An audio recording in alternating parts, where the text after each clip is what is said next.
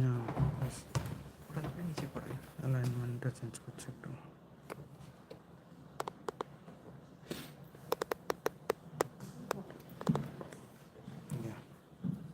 ঠিক আছে, perfect. Better. রিটাচটা on করে দেবো।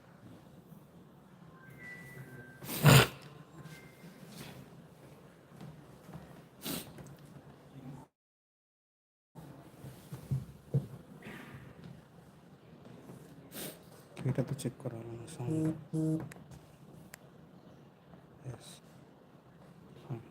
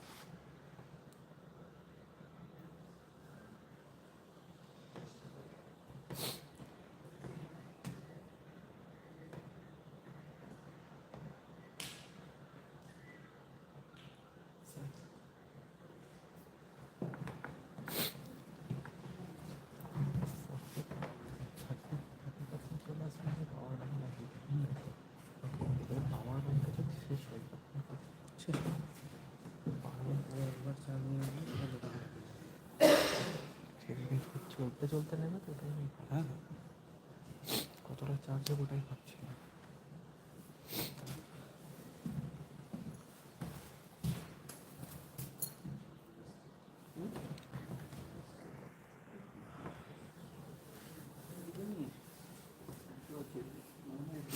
পাওয়ার সেভিংটা অন করে না, তাহলে কি কোয়ালিটি কমে যাবে। আচ্ছা, কিচ্ছু দরকার নেই। ডিএনডিটা অন আছে। হ্যাঁ, ওটা ঠিক আছে।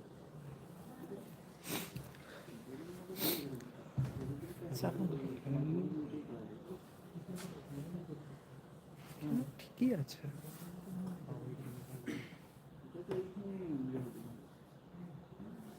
নেবা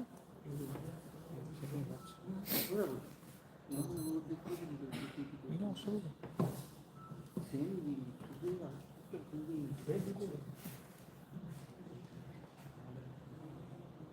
না না।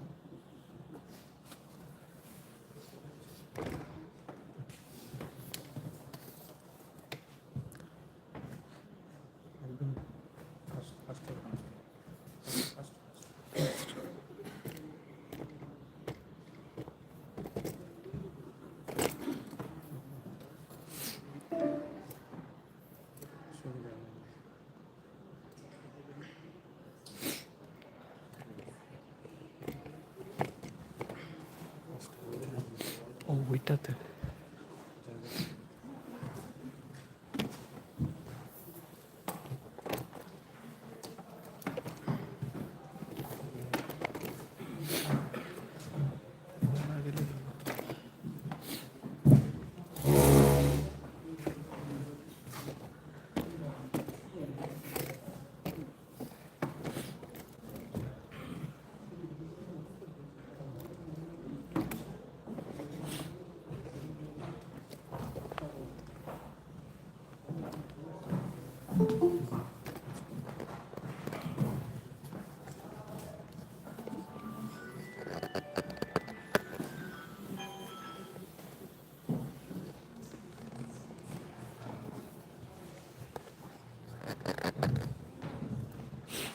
সেরকম এদিকে আর হেলবে না।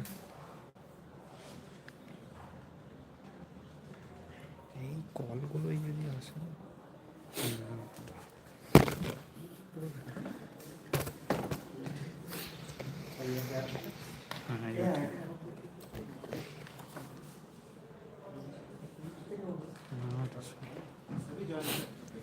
হালকা ছোট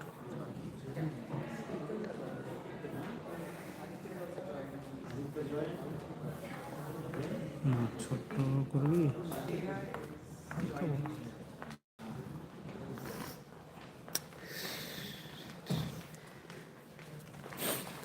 কাটবে না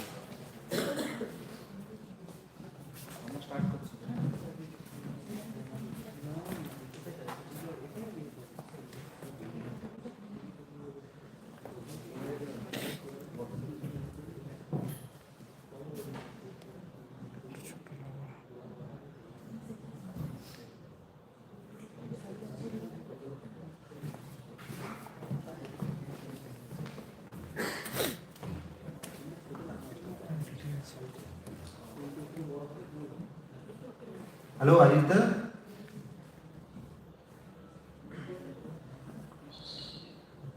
Hi. Hi. Am I audible? Yes, very clear. Yeah, so we're going to start. Shruti?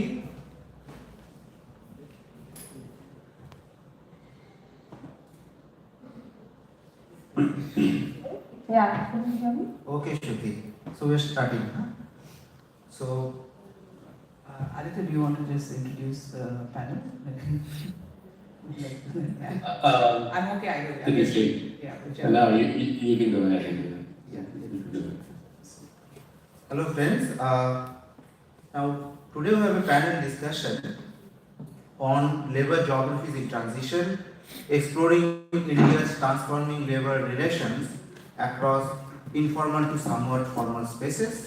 Now, this session will be chaired by Professor Balbir Singh Butola from JNU New Delhi. Sir, I would like to welcome you.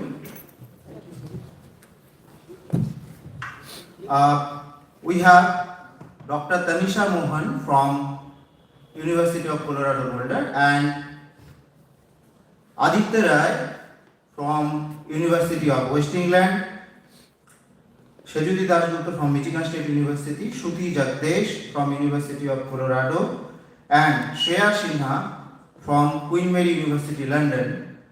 All these four panelists will be joining us in this session. So, I would like to call Professor Butola to moderate this session, and to help Professor Butola, Taneesha Mohan is here to introduce everyone, I think, in a more elaborate manner. But if you want.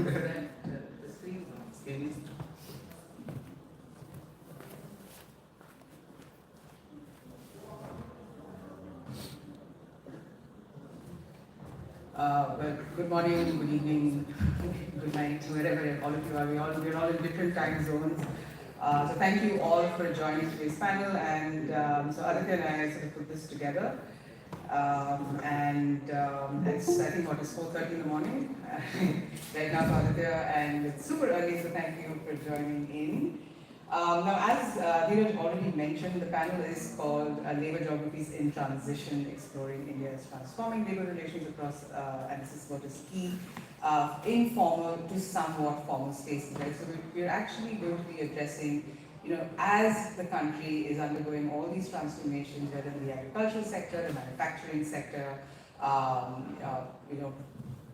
name it, all sectors, service sectors, we see different forms of labor relations constantly taking shape, right? So each one of us who are in this panel are talking about very different forms of labor relation. I'm not going to take up too much of all of our time, but we were traversing spaces, agricultural spaces, we're traversing spaces of conservation within India. We're looking at this up and coming gig economy. We're looking at kind of the heart of India's agricultural belt of Punjab as well, right? So lots of different kinds of spaces where each one of us are working on different aspects of labor. So We'll start off with the first speaker, who is Chairperson Dasgupta, who is from James Madison College in Michigan State University.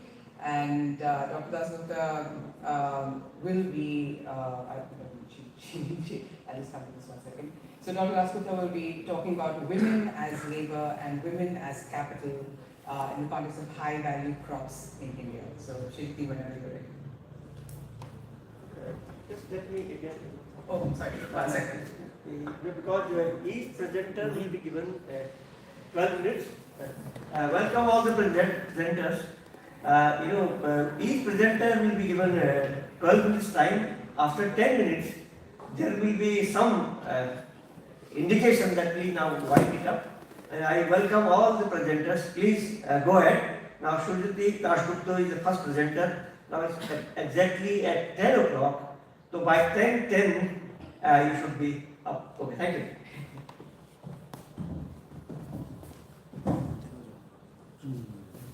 Thank you so much, sir. Good to see you.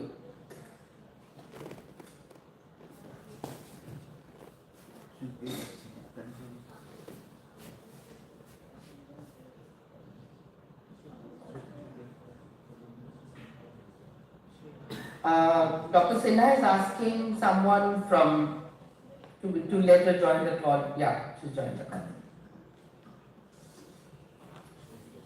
Good morning. Good morning, Shreya.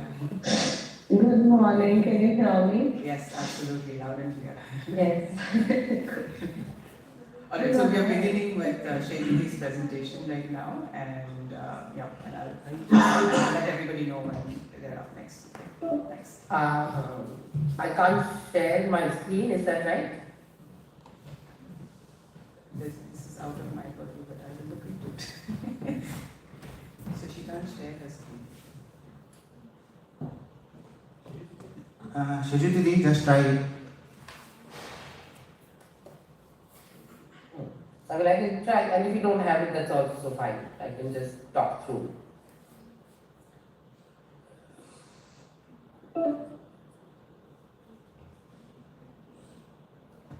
Do you want to start, or are we trying to figure out Yeah, why you let me just start. And yeah, I have just very little data. Everything else is really stories, so we should be okay. So we are talking about, sorry, I have a bad cold. Women is labor and women is capital, and we're looking at high value crops today. So high value crops is something that is not core of my research, but I got interested in them during the end of my doctoral fieldwork in 2012, when I started seeing these upcoming farmhouses in the big highways of India, like the Bangalore-Manya highway, the Raipur-Nagpur highway, and that's when it piqued my interest.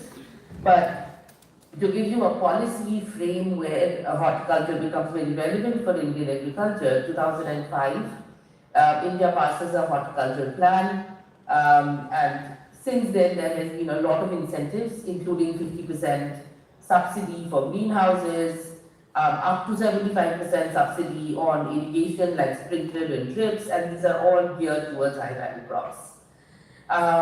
Simultaneously, there is census data which kindly one of our co-authors has processed and found out that between 2001 and 2011, there is also it has been reported that workers who are moving from rural to urban areas for work, they are migrating. It is being seen in the census data that although they are moving from village to city, they are not moving from agriculture to any other sectoral employment. In fact, very strangely, they continue to be employed in agriculture although they are working in cities.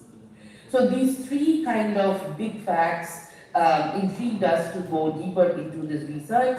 My co-authors or co-researchers are Ishita Mehrotra, Chandrani Datta, and Aprajay Kumar.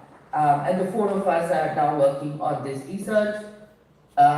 It's primarily drawn from fieldwork across 7 states of India: Chhattisgarh, Karnataka, Gujarat, Maharashtra, Kerala, Himachal Pradesh and Bihar. And there are 7 states where we've done field work. There are about 40 farmhouses where we've interviewed the owners, the workers, etc. Shekhi, one second, sorry. Do you want to try and see if you can present your slide now? I've made you a host. So. Try. It could just be me as well because I've opened it on Mozilla. Okay, so I think that's not allowed to. Yeah. Google would allow you to. Yeah. To just give you a definition of what I mean by high value crops, high value crops are basically horticulture and floriculture and ornamental crops, and they're in key income earning sectors within agriculture or commercial agriculture. Growing fruits, vegetables, flowers, and ornamental plants have contributed to an increase in share of the gross value addition to agriculture and allied sector. Horticulture production as of 2020-21 stood at 330 million tons, which is higher than food grain production at 309 million tons in 2021, NABARD reports. So clearly this is something that is, a big story that is happening in India. But I am not someone who's trained or is interested in questions at that scale. So I am going to look at this sector through questions of agrarian political economy, and going to look at questions of, who are the key players in this emerging high-value crops? What do they own? What do they do? Where are they coming from into the sector? These are questions taken from Henry Bernstein's 4 main questions. Who owns what? Who does what? Who gets what? And what do they do with it? The question that I've added to it are women always among the oppressed when it comes to agrarian production? Are women assuming any new roles as agrarian transformation is occurring and India is moving towards these high-value crop sector, right? So these are the kind of questions that we face. Many of us are familiar with the data. If you look at, the data of where Indian farmers lie, only 1% households, farming households own more than 10 acres. So when you are talking about high value crops, is it these set of farmers who are really diversifying into high value crops, or who are they?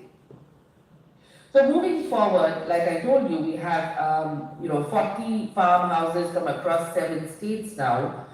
We have conducted further field work in 22 and 23, and we find that most of these farms, about 30 out of the 40, are less than 20 years old. So that kind of aligns with the census finding that there is a change that's going on. There are people who are migrating from rural to urban, but they are continuing to work in agriculture. So we are also seeing that these farms that we have happened to find out have also are not that old. They've only been present for the last 20 years or so.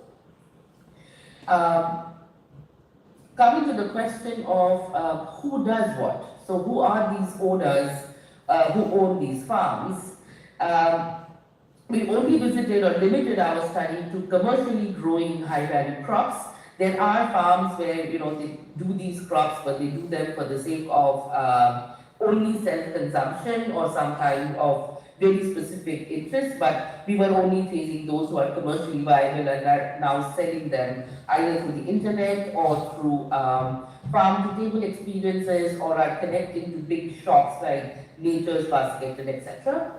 And we saw that among these 40 farms, there was a big representation of people who are coming from other businesses, people who are coming from IT sector, corporate experiences, people who had other smaller nursery business and now are venturing into these larger nurseries, orchards, farmhouses, business owners, even people who are into cement factories, stone quarries, coming into this sector, retired professionals like IAS officers, state level government officers coming into it, other professionals, agricultural graduates who see this as a lucrative profession, people coming from other services and venturing into this. This is not their only business. So we see that there is a very highly educated group of people. Almost all of them at least had a bachelor's degree. Some of them had masters. In several cases, they worked in other parts of India, they worked outside India, and they have come and started investing in these farmhouses or orchards as a way to generate surplus. Moving on, so whose land are they now opening these farms on? Again, we saw an interesting thing that in 14 out of these, in the 35 cases where we actually have the information, the farms were not owned by these, the entrepreneurs or the. Please, yeah. 2 minutes left. Yeah. So they were, 14 were leased, and the rest of them were owned, and there were various kinds of contracts which were operational. Out of these 40 farms, 8 of the farms were owned by women. So about 20% of the owners were women. Most of these farms were under 15 acres, 16 of them were less than 5 acres. So again, we saw that size was not the most determining factor in the surplus generation. So the big takeaway from this part of the data is that land ownership is not key to be a surplus generating production unit. Capital is more important factor. We had people who have worked in Dubai, UAE, Africa, America, who have come and invested in these farmhouses and are now generating surplus. But that capital is making access to all of these very lucrative pieces of land outside Bangalore, outside Raipur, outside Gurgaon, which they are being able to access. And a new kind of land relations are emerging. With 20% of the farms now controlled and managed and owned by these women who are now the capitalists or the landowners. And also, in most of the farms, about these 50% of them, these owners were not living on the farm. So there was an absentee group of owners, and therefore there was a need of a different group to manage and take care of the farms. So we saw a managerial class operating. 3 women managers, for instance, 2 were class 10 pass. The newest one was a graduate in accounting. In Pune, we saw several cases where there were women who were working as supervisors, accountants, and other kinds of staffs. We have met women in Kerala, Karnataka, Chhattisgarh, and NCR who worked as managers. Often they would talk about how the location of the farms make it very accessible. They have good bus routes, good auto routes by which they can come from their homes. And it's almost like a daily desk job. It's very clean, and they come and work here and they go back. Many of them are also bilingual. They speak in English because they have to speak to the customers, etc. So we saw a significant presence of women in this managerial class. The last group I'll talk about very briefly are the laborers. In the laborers also there was a significant presence of women. Out of the farms, 24 farms had female workers. And out of that, 18 were migrant workers and 10 were local.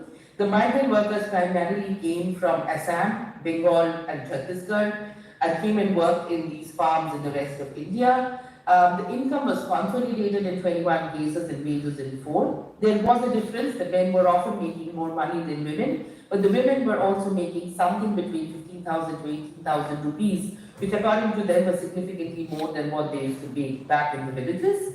The other thing that we heard from multiple women who were willing to talk, there were women who were not willing to talk, or managers who wouldn't let us talk to the women. They mentioned that they saw that their children had opportunities here, they could actually go to schools, and they also felt more freedom here. I think I have used up my time, but this is in a nutshell the high-value crops and the presence of women that we found at the level of the capitalists, at the owner, at the level of the managers, and at the level of the laborers. Thank you so much. Thank you, Shruti. Now the second presenter is Shreya. I'm not sure, Shruti. Shruti, please now, Shruti is here. Or sure, online again. Please welcome. You have now 10 plus 2 minutes, and discussion will be at the end. There are 20 minutes left. So please keep your questions with you. we'll have a fruitful discussion with them. Yes, please speak up. So should I share my slide? Yes. Can I share my slide? Yeah, Shruti, go ahead. You can share your slides. Yes, you can share your slides. Are they visible? Yes. Okay. Yeah. You can see it?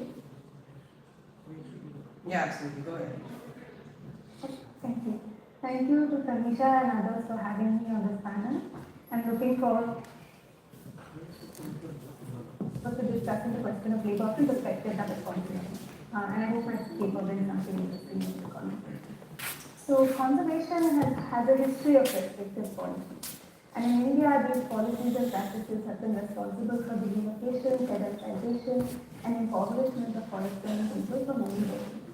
Traditional systems of shifting cultivation and relative subsistence are slowly disappearing as markets, logics of private ownership, accumulation, and discursive framing of modernity begin to dominate forest management. Over the years, policies that limit people's access to forest resources and their labor have led to local avenues for employment becoming increasingly scarce, producing new labor dynamics within and beyond conservation landscapes. I'm going to briefly touch upon those unique labor dynamics that really focus on something that I refer to as hidden labor in this presentation. Importantly, it's also important to think about the relationship between conservation and caste. Caste is also inscribed onto labor within conservation spaces where the bodies of caste oppressed forest-dwelling communities are reduced to their capacity to do manual labor and their perceived subservience to the dominant power structures and the state. Indeed, in the caste and colonial logics of conservation in India, the labor of producing conservation space is largely understood to be in the hands of the conservation state and not in the people who continue to live within it. So I use a relational comparison methodology and theory to think about two different conservation spaces in India. On the left, you can see in Karnataka, this is the Dhiraj Barman Reserve, where the Solida community has been living for over 2,000 years.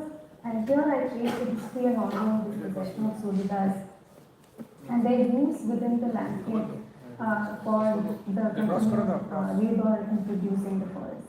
On the right, you see Balbir's Rajati, and you see the map of Rajati Tiger Reserve. And here I look at the history of Balbir's, who are a nomadic pastoralist community, and who have often been seen as outsiders and in fact not viewed as useful for forestry labor. So hidden under the veneer and spectacle of conservation spaces are the unequal caste conditions of labor and the affective, relational and everyday labor that communities do to benefit the conservation space. I refer to these latter forms of labor as hidden labor, labor that is hidden and unacknowledged within conservation society.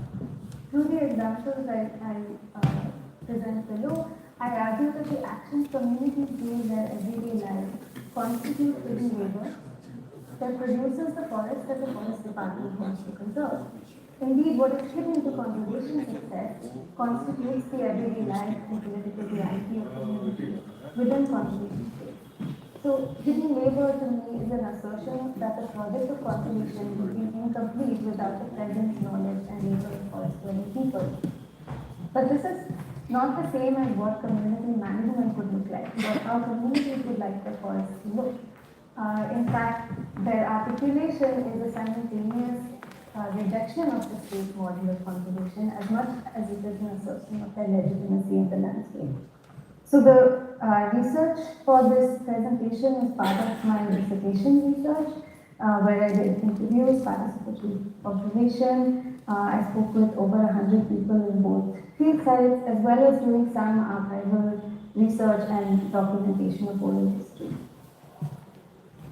So Solidas are a scheduled tribe who live in and around the Dhiraj Tiger Reserve in Karnataka. They have historically practiced shifting cultivation, but with when the British occupied these forests in the 1800s, Solidas were seen as useful labor for British timber and sandalwood extraction operations. And this quote is from a Forest Department working plan that talks about the very strategic ways in which the community was settled into settlements that would allow them to provide a pool of labor for Forest Department operations. After independence, the area continued to be a reserved forest, and in the 1960s, there were large timber operators who came in from Kerala, and Solida labor was extremely useful and was seen as kind of cheap, and they were seen as hardworking, and thus their labor continued to be seen as very useful within the landscape. So until the creation of the wildlife sanctuary in 1974, Solida labor was used and managed very strategically within the landscape.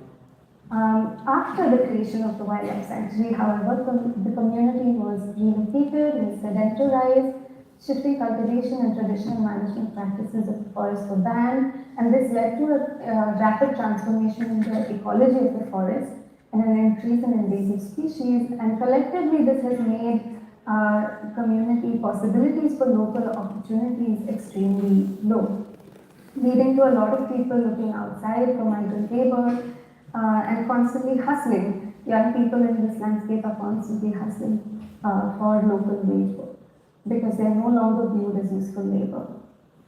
In contrast, Pangujars, who are a pastoralist and nomadic community living in the northwest of India and who migrate between the alpine pastures and the Tarai lowlands, were always seen as outsiders within the landscape. Whether it is in British times when pastoralists were termed lazy or lawless, or even a necessary evil because of the thriving economy that we brought with them, or post-independence, when Bangujars were sedentarized en masse, they have always been seen as sort of outsiders and not as useful labor within the landscape. With the notification of the national park in 1983, there were large-scale efforts to rehabilitate and sedentarize communities, leaving extremely few families living in and around the forest. And grazing permits were revoked, migration was increasingly regulated, leading to a really dire situation within the community that continues today. And so, unlike the Solidas who are always seen as labor, Pangujars have always been seen as outsiders, and yet similarly to the Solidas, despite different histories, Pangujars in this region persevere because of the forest, and they say the forest perseveres because of them. So, how do communities continue to persevere and why? And this is really the question that I was thinking about when I thought about this idea of hidden labor. And hidden labor is something that is articulated very forcefully and strongly both to people who enter the landscape from community members and also to the forest department. So Solidas have always practiced care work and labor in reproducing the forest. But after the banning of traditional practices, leaders and elders from the community assert the Solida relationship with the forest as both a political and relational statement. It reflects the way in which the community sees the forest as theirs to be cared for, while also echoing their assertion that they are still needed and useful in the landscape, and that the forest department is not caring for the forest adequately. Given the current conservation apparatus, Solidas also assert their usefulness in the landscape in the everyday. If we were not here, they would. 2 minutes left. Okay, thank you. There wouldn't even be a forest to conserve. So their very presence within the forest helps with conservation. They are the eyes and ears of the forest, reporting any illegal incidents that they see, making sure that outsiders do not enter, aiding in patrolling. Because of their presence in the forest, they know when animals have died, when they do not have enough water, they remove parasitic plants. So these are all the hidden labor that they conduct, and these assertions of this labor from Solidas shows that they are still needed and useful in the landscape. These are both political claims but also deeply existential. For a community that's been constructed as useful labor within the landscape since colonial times, conservation policies are a threat to their existence and perceived necessity. Similarly, amongst Pangujars, they also articulate this hidden labor. They are a community that has not been seen as legitimate within the landscape for several decades. And so articulations of legitimacy and of care and management of the forest are urgent and strategic. while also reflecting deep relationships of mutuality between conductors and the environment they exist in. Given the ongoing dispossession and narratives of their outsider status, articulations of usefulness offer both convergences and divergences from that of solidars. To Bangujars, the hidden labor they provide to the conservation state is both helping to conserve the forest and vital to the forest department's functioning in the everyday. And you can see some quotes where they are kind of saying that the forest department wouldn't be able to do anything without them. So, just to wrap up, much of my work was with young people in these landscapes, where I found that this continuous hustle and desire to continue to live in their forests and on their land coincided with these articulations of resistance in the form of hidden labor. So in articulating their presence and role in the forest as one that benefits the forest department, communities are visibilizing their hidden labor and legitimizing their presence. And so hidden labor is enacted both for and outside of conservation. It's intangible, it's expertise and knowledge, it's practice that has been passed down, but it's also distinct from community definitions of care, which would require a transformation of conservation as we practice it today. It's invoked as resistance to an ongoing dispossession that is urgent and existential, despite being increasingly unable to practice management and governance over their land, whether that's in the form of use of fire or grazing of their buffaloes. Communities are invoking the threat of the disappearance of the forest to challenge their own disappearance from the forest. Thank you. Thank you, Shruti. Sorry for interrupting. Now, Dr. Taneesha, Mohan, please come. The rules apply to you.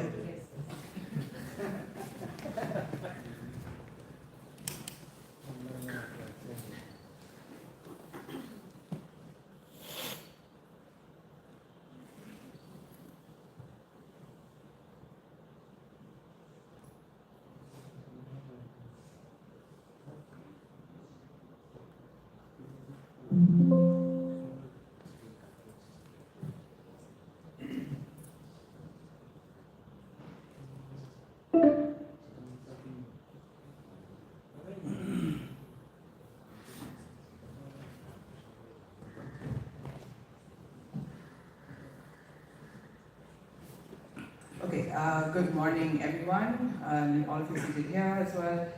So my work is kind of emerges from research that I've been doing on the Sundarbans and in the Sundarbans over the past year. And the thing that I focus on is this invisibilization of labor, right? So how is women's labor continuously becoming invisible while we have a system of capital that is constantly generating profit, right? So it's going to be another story. Sheikh was talking about the relations of capital and labor in the context of high-value crops. There's another story where we're looking at shrimp farming and how this is a very profitable industry, but at the same time one that is deeply exploitative and dehumanizing when it comes to female labor. Very quickly, just about the area, we all know about the Sundarbans, I won't talk too much about it, but this is where we did our field work. We did work in the Kulpi block in Diamond Harbour, in Pathor Pratima, in Kartik, and in Ingleganj in the Bashirhat subdivision. Okay, and as we all know, the Sundarbans are a ecologically sensitive area, and one that has been receiving a lot of attention as of late, and especially with the United States saying that there is no climate change, but a president who's going to say that all over again, right? So it becomes extremely important in that context to understand what's happening. Just running through some quick data to show you why the shrimp industry is so important for the Indian economy, right? So India today is the second largest shrimp producer in, producing country after China. And the one that I look into is the tiger prawn, right? The Bagda chengri, for everyone sitting here who enjoys eating it as well. And India is second in the tiger prawn after Vietnam. Currently we have in the country 11.91 lakh hectares of coastal land which is being used for shrimp, aquaculture and lure, right? So governments are changing, reworking coastal areas, land categorizations to make sure that they can tap into this very profitable business. And just to kind of jump to the last point for you guys to take a look at, where it says that US imported, 297,000 metric tons of frozen shrimp. So the United States actually the largest imports that it receives for shrimp is from India. Right? So 42% of the shrimps that are imported into the United States actually comes from India. Then that's followed by China and Vietnam, so on and so forth. And Ecuador has become a big country for the United States. But this is where India's exports are going to the United States, followed by China, the European Union, Japan, and the Middle East. And the Middle East, the kind of big country is the UAE. Now, if all of this tiger shrimp, there's a huge demand. West Bengal is right at the center of it. And you can see that with this data from 2021 from the Marine Products Export Development Authority that a lot of the area is now being utilized for tiger shrimp aquaculture. So when we set foot into the Sundarbans, this is what we all start observing. I mean, at least both Chandani, Dr. Chandani that I was working with. So the Sundarbans are categorized by their forest workers, and these are come into two primary categories. You've got the forest fishers who are referred to as high risk, high gain occupation. So you're fishing for fish, you fish for crabs. But then you have additional forest workers who collect honey, who collect herbs within these areas. But these are people who are kind of bound within the forest areas. That's very different from what we are looking at, which are the prawn seed collectors and primarily female prawn seed collectors. And the last, of course, are the landowners, right? They're not really workers, but these are the people who are now amassing a lot of that land to push for shrimp aquaculture. So there's a huge change in the land politics within that area. So what we saw was, this sort of shrimp value chain emerging where, we use Edwin Bernstein's concept of classes of labor, where he refers to the sort of growing proportion of, workers across the world who are now compelled to reproduce themselves to various forms of petty production and wage labor, and their labor and their forms of work are also primarily informal, and they can be pushed into precarity even further. And these laborers often have very little structural or associational power as well. And within these classes of labor, the ones that the people who we're looking into are the female prawn seedling catchers.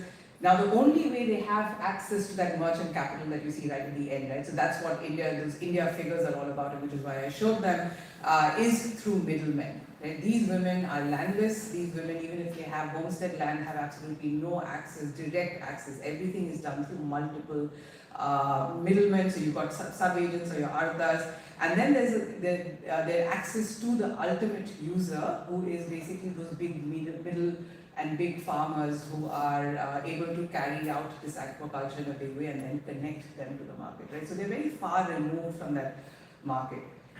So in that context, what is this precarity and how do we actually observe it? So within this region, there is a lack of proper employment. Now imagine all that land which could have otherwise been used for other forms of food and crop cultivation is now being converted for shrimp aquaculture land. So people who used to rely on farm labor now can no longer rely on that farm labor, right? So even if it was a cyclical process, that is being taken away from them. The only thing that remains for them and an easy access for them is with shrimp, becoming prawn seedling catchers. And you can take a look at the photograph and just see that's not something that is easy to do. It's a very, very difficult job to begin with. And what's very interesting is when we ask the women, like, okay, if you're not working as agricultural laborers, if you're not going to migrate, if you're not migrating, what do you do? Then they just said, nodi ke jal kheti, which is, I just throw nets into the water. And so that's how, when I said there's a dehumanizing aspect, right? Because the society itself is also just seeing their work as that, something as simple and as plain as throwing a net, casting their net into these waters. But as you can see, and that's why the image is also important, that it is not an easy or a simple task to begin with. And of course, no surprises here again, very poor remuneration. So in peak seasons, when they can collect around 1,000 prawn seedlings, through those rough waters, they get around 350 rupees, and on lean seasons, that's absolutely absurd, it goes down to 30 rupees. Right? Their annual income ranges anywhere between 35,000 to 50,000, and this is no surprise if they are caught within this poverty trap. Right?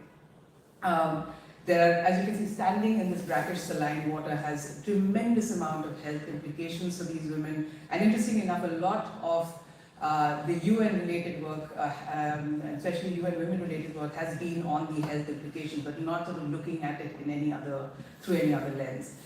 And what you see taking place is, if you're going to be constantly displaced from the land and food that you were dependent on, you then become dependent on the market, right? So the only way for these women now to have access to food is not through the land, not through those, small little ponds that you could take the fish, you could fish, you could, find other sorts of food readily available, but now you have to depend on the market. So, it goes back to the poverty trap, so you've got into the cyclical trap that you can't really get out of. And lastly, you've got the whole idea of recognition, right? So the government does not recognize these women as fisher folk, which is a huge, huge problem. Because if you not recognize as fisher folk, you don't get any sort of subsidies, you don't get any kind of insurance coverage. And like I said, this work is very difficult. You're facing your crocodiles, you're facing your tigers, so all that animal-human conflict that we all know of.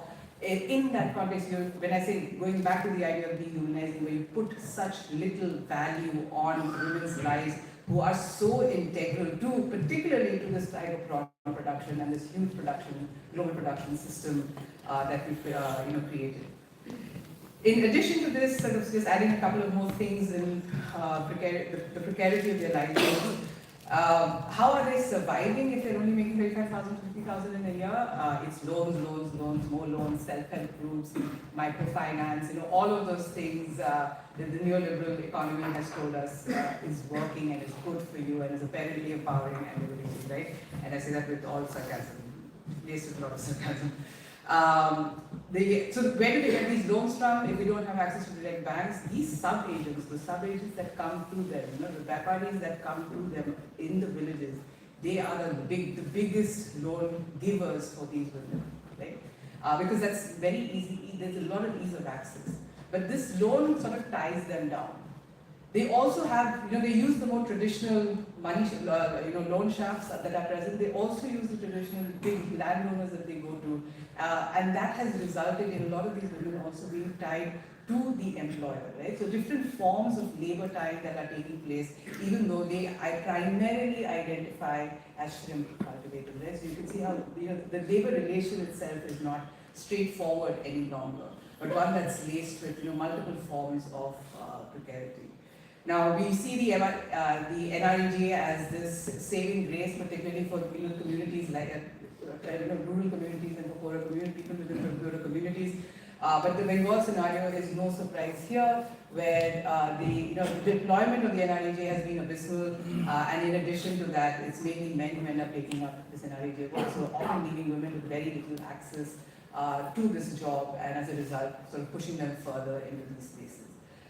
So, are there any alternatives? A lot of people are putting a lot of alternatives before us, but it's very, very difficult. So post-COVID, there's been a lot more competition from men, more men kind of entering this space and displacing these women. The government is saying go and catch crabs. So this is an image. I have not taken this photograph, but go and catch crabs, and it's pushing women further into the interiors of the Sundarbans, which is a space you should not, the biosphere reserve that you should not be entering. But again, think about the animal-human conflict that is also taking place there. NGOs are, doing what NGOs usually do. They say, create things. So use your Shola decorative pieces, which do come about. But this is also so small that it doesn't really add much to or change their lives.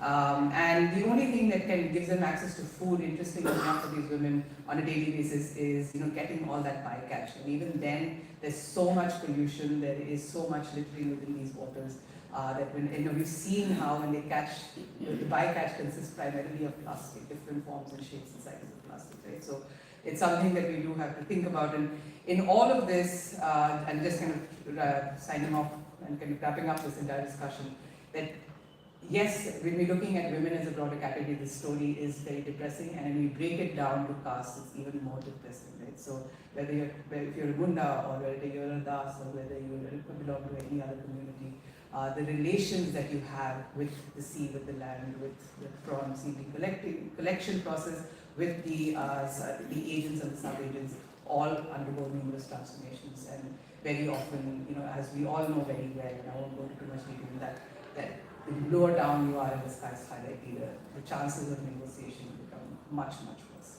It's, Thank you.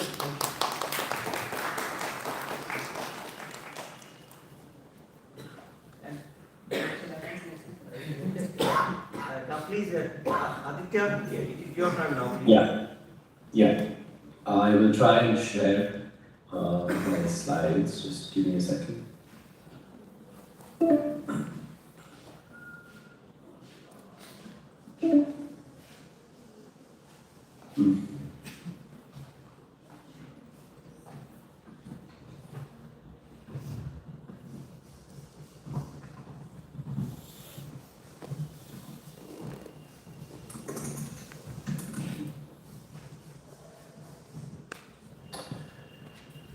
I might have to go in quickly and come back. If you could give me a minute, quick minute.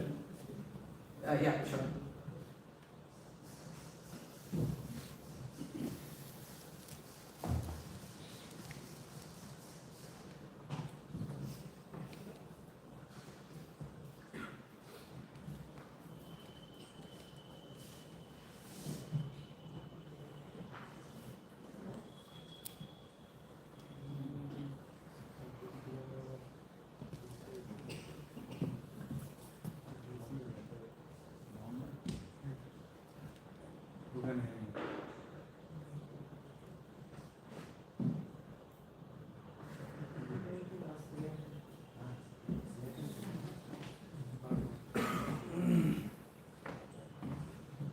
Mr. Aditya, if you are taking time, you can ask Shreya to come and then can guide later on.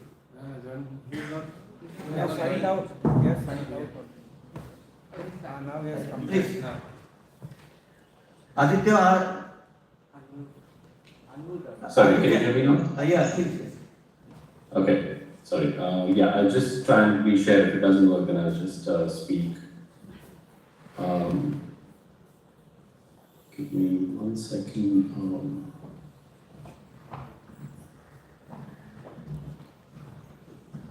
Tell me if you can see my screen. Can somebody confirm? Yeah. Not yet. We can see your screen. Hi, we can see your screen. Okay, excellent. So, yeah, since I've taken... No, Aditya, we can see your screen, but I think we can see just the settings tab, am I right? Yeah, we don't see the presentation as yet. Presentation, we're seeing the settings. Okay, here, what I'm going to do is I'm just going to speak. It's going to do that. It's not going to work otherwise. You can see me now, right? I'm just going to present them. Yeah. Okay. Can see it. Okay, so my presentation today is on the idea of digitally organized informality. So I am Aditya Ray and I'm at the University of West of England, Bristol. And I've been looking at the services sector, which is quite different from what the previous speakers have spoken about so far. And what we've seen in the past sort of decade or so, especially, is a transformation in the services sector in India, which has been, in some ways, been manifest by the emergence of the urban gig economy in India, which has created quite a bit of discussion in the public policy sphere as well as academic debates. So my entry point into today's presentation is about thinking about what is the role of modern services in development within the context of India. What are the challenges and opportunities for India's services-led development, and also findings. I'll share some of my findings of the research that I've done specifically around gig work. I've also worked in the ITES and the BPO sector and workers and labor relations within that. But I'll try and kind of think through the emergence of gig work as to what it means in terms of labor relations, formality, informality, etc. So quickly recounting the role of modern services in development, if you see that all over the world, services account for about 50% of the global GDP and over 60% of the jobs globally. And trade in services is outpacing trade in manufactured goods due to globalization and technological advancements. So services, due to digitalization, most recently have become increasingly tradable, removing the need for consumption at the time and place of provision. We have come to know the information communications technology revolution as fostering innovation, creating high-paying jobs, including in India. So if you have read, Need Co, etc., who work on global value chains and production networks, they've said that advanced business services have integrated different parts of the world into a value chain and have basically upgraded labor within the context of these different nations, including India. And of course, there are challenges with modern services development, and everyone in the room would be aware that one of the key challenges in services sector is its labor absorption, which is critical for developing countries, especially as manufacturing shifts to capital-intensive models. And there are, of course, discussions happening amongst economists whether new services and modern services can absorb labor at the same rate as manufacturing did or should. And I'm not going to go way into that debate specifically, but I'm going to say that services sector has been, as with other sectors, largely informal. And what we're seeing with digitalization is that continuation of that informality within the context of services, but with a different twist, which I call digitally organized informality. So some of the challenges, of course, remain. Most of the services sector growth in productivity has been ascribed to higher-end ICT services, and modern services sector has not led to employment growth, and especially growth in decent jobs.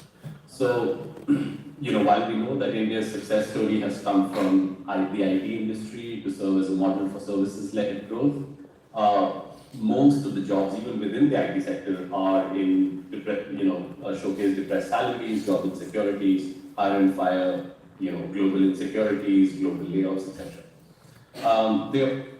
What we've seen with the rise of the gig economy, specifically with the likes of Ola, Uber, etc., is the rise of platform economy, which has precarious implications for even skilled workers, so with unstable jobs and low security. And of course, the challenges ahead, even within the gig economy, is that you have people with poorly paid jobs, which need more, unregulated jobs. There's no regulation as such. And what we've seen is that we need to think about these jobs in need. We need to think about the gig economy as being a serious sort of new form of job that we need to create regulations for, that we need to think about our Factories Act, we need to think about our Industries Act, and think about how we can frame rules around labor security in these sectors. So just to give a quick trend about gig economy.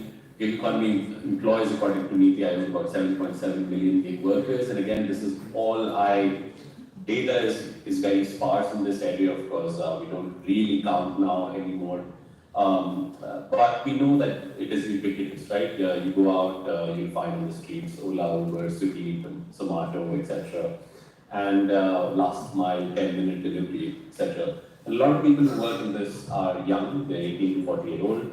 75% in urban areas, tier 2 and tier 3 cities are witnessing rapid growth. Almost male-dominated, about 82%, according to estimates. Female participation is rising with the rise of things like wellness and health and beauty sectors within the gig economy. And but also we know that 40% of delivery drivers, for example, are first-time job entrants. So that's also very interesting in this case. But there are challenges, of course, that we know that, for example, ride-share drivers earn less than 20,000 a month. And these are cab drivers, even lesser than what some of our colleagues were talking about in terms of other sectors. So there are two kinds of challenges in India. One is the challenge to formalize the gig workers as they are, within their given employment relations, and also tackling something called algorithmic management, a concept given by a few people who tackling the idea that workers are being judged by this invisible hand through ratings, penalties, and incentives, creating precarity and into exploitative relationships, which are often said to be found in traditional informal economies. So whilst platform expand and provide opportunities for marginalized groups, they often exacerbate inequalities as workers bear significant risk without institutional safety nets. And this kind of a model reinforces informal labor practices while cloaked in guise of modernity and digital processes. So we've done some interviews, including in Kolkata and Ranchi. This happened after COVID.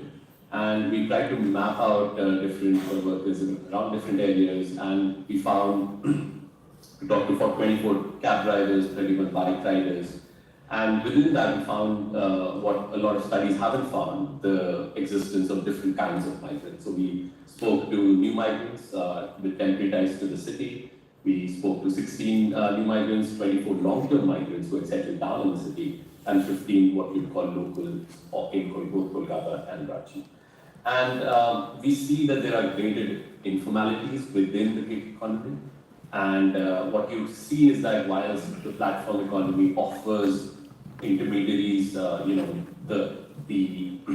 it replaces traditional intermediaries, job providers, your local, union leader, etc., offering accessible and cost-effective services.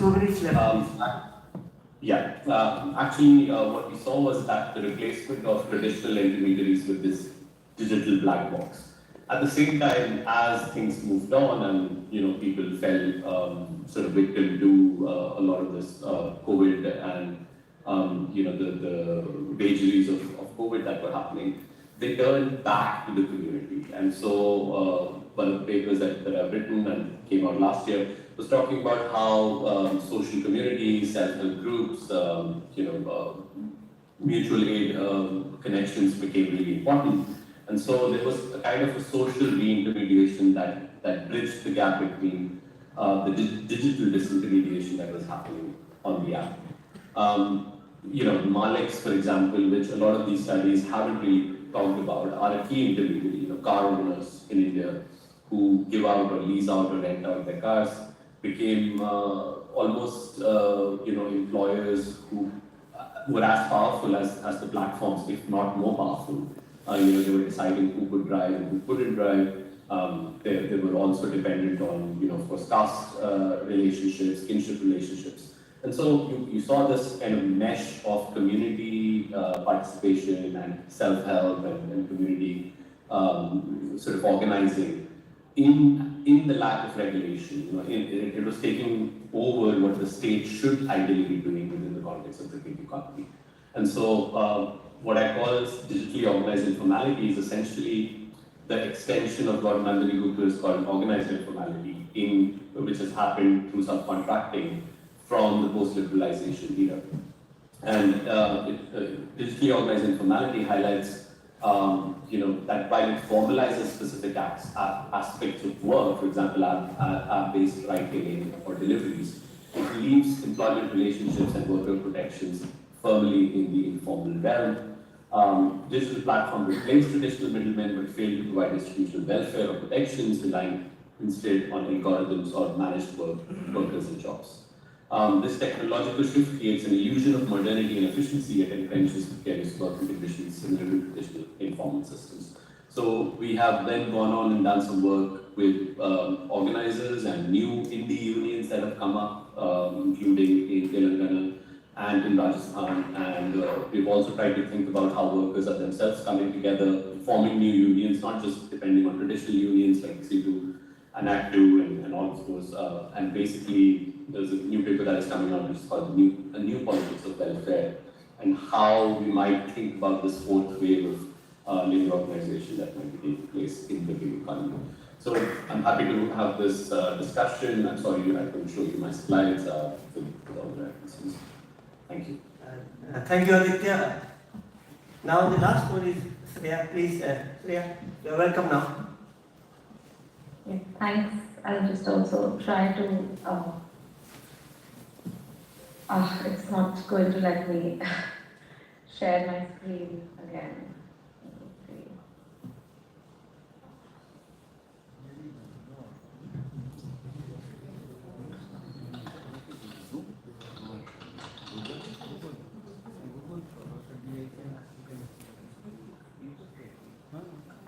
sorry, I might also, just in the interest of time, I can't share my, I think I'll have to either exit and come back or just speak. So maybe I'll just, can I exit and come back in a second or?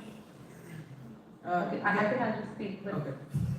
You just speak. No, let me just go ahead and yeah, I'll just talk through it quickly and let's on. So thanks to Taneesha and Aditya and anyone else, Dhiraj for organizing this and inviting me. So I'm Shreya Singh, I'm based at the School of Business and Management at Queen Mary University of London, and I'm very much a masquerading geographer, so you'll have to just bear with me. So my talk today is about kind of declining markets and changing labor relations, cotton value chains in North India, and just to say that really my approach is that I'm working in a context of decline, which I find very productive and generative. So typically one would, there's a lot of work around what happens when parts of the global economy kind of extend, or there's growth, or there's forms of accumulation that are growing. And I really am talking of a moment which is a moment of decline. And in fact, so we know, for example, that the Indian economy has been through major shocks in the past few years, through demonetization, GST, the COVID lockdown. It's never fully recovered from the COVID lockdown. And then there is, then the cotton sector itself, because of these developments, but also some global developments, what it has meant in India is that, over the past few years, there's been a lot of strains on textile mills, on ginning mills, on farmers. There's a decline in production, and so on. So really, I think like what I'm trying to think through here is like what happens to labor in a moment of decline, and of course to industry in a moment of decline. And I'm kind of inspired here by Jennifer Baird and Mary Warner's work on disarticulations in the disarticulations in global production, which is basically about that so normally you have these studies about how spaces and social groups are integrated into the global economy. This is kind of really flipping it around and studying like what are the processes through which these spaces and social groups get dissociated and they get devalued, and with what effects. And one of the main arguments is the effects of this dissociation is not really just about the logic of capital. So it's incidental. So it's not incidental who gets devalued when there is a moment of decline. It really matters. It depends on the way social and spatial differences created and geographically constituted, and that's what kind of determines what are really the effects and who's really facing the brunt of any kind of dissociation.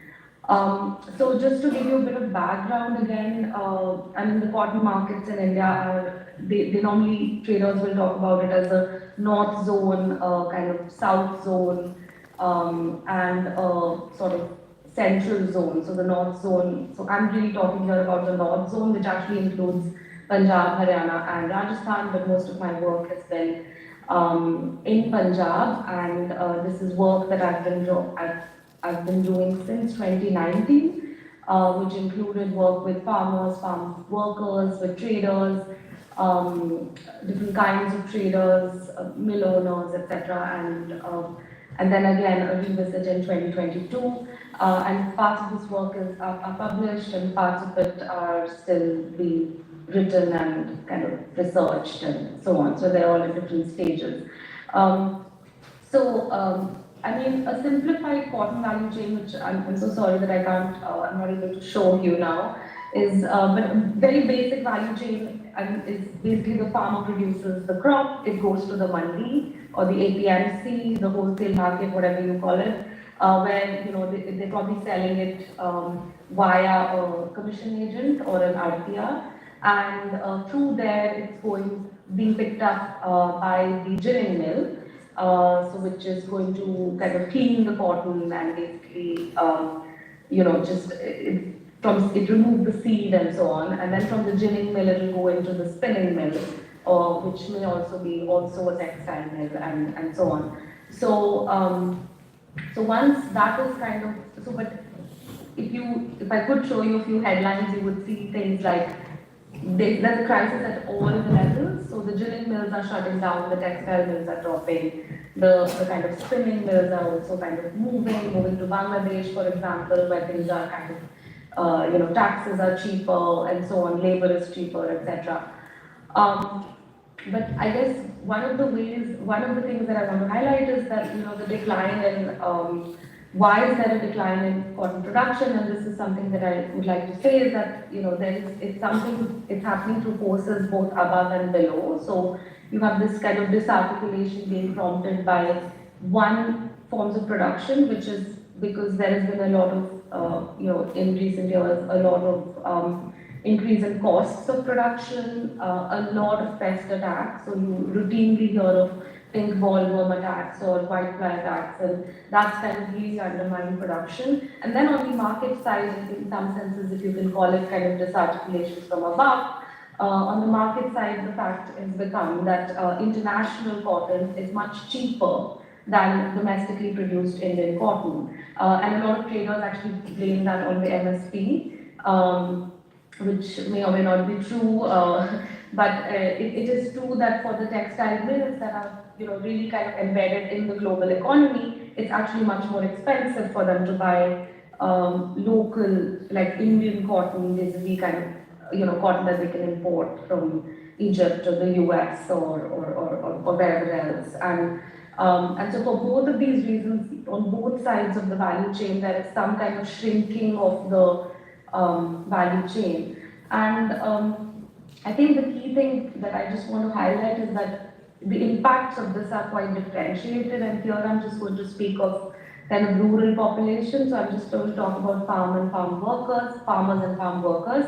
So, for farmers who are mainly Jat farmers, dominant caste farmers in Punjab, they've been, for example, like this for them, it has meant that they're able to kind of shift from producing cotton to producing paddy, and in that they have been supported, of course, through kind of electricity connections that they've got through the state government.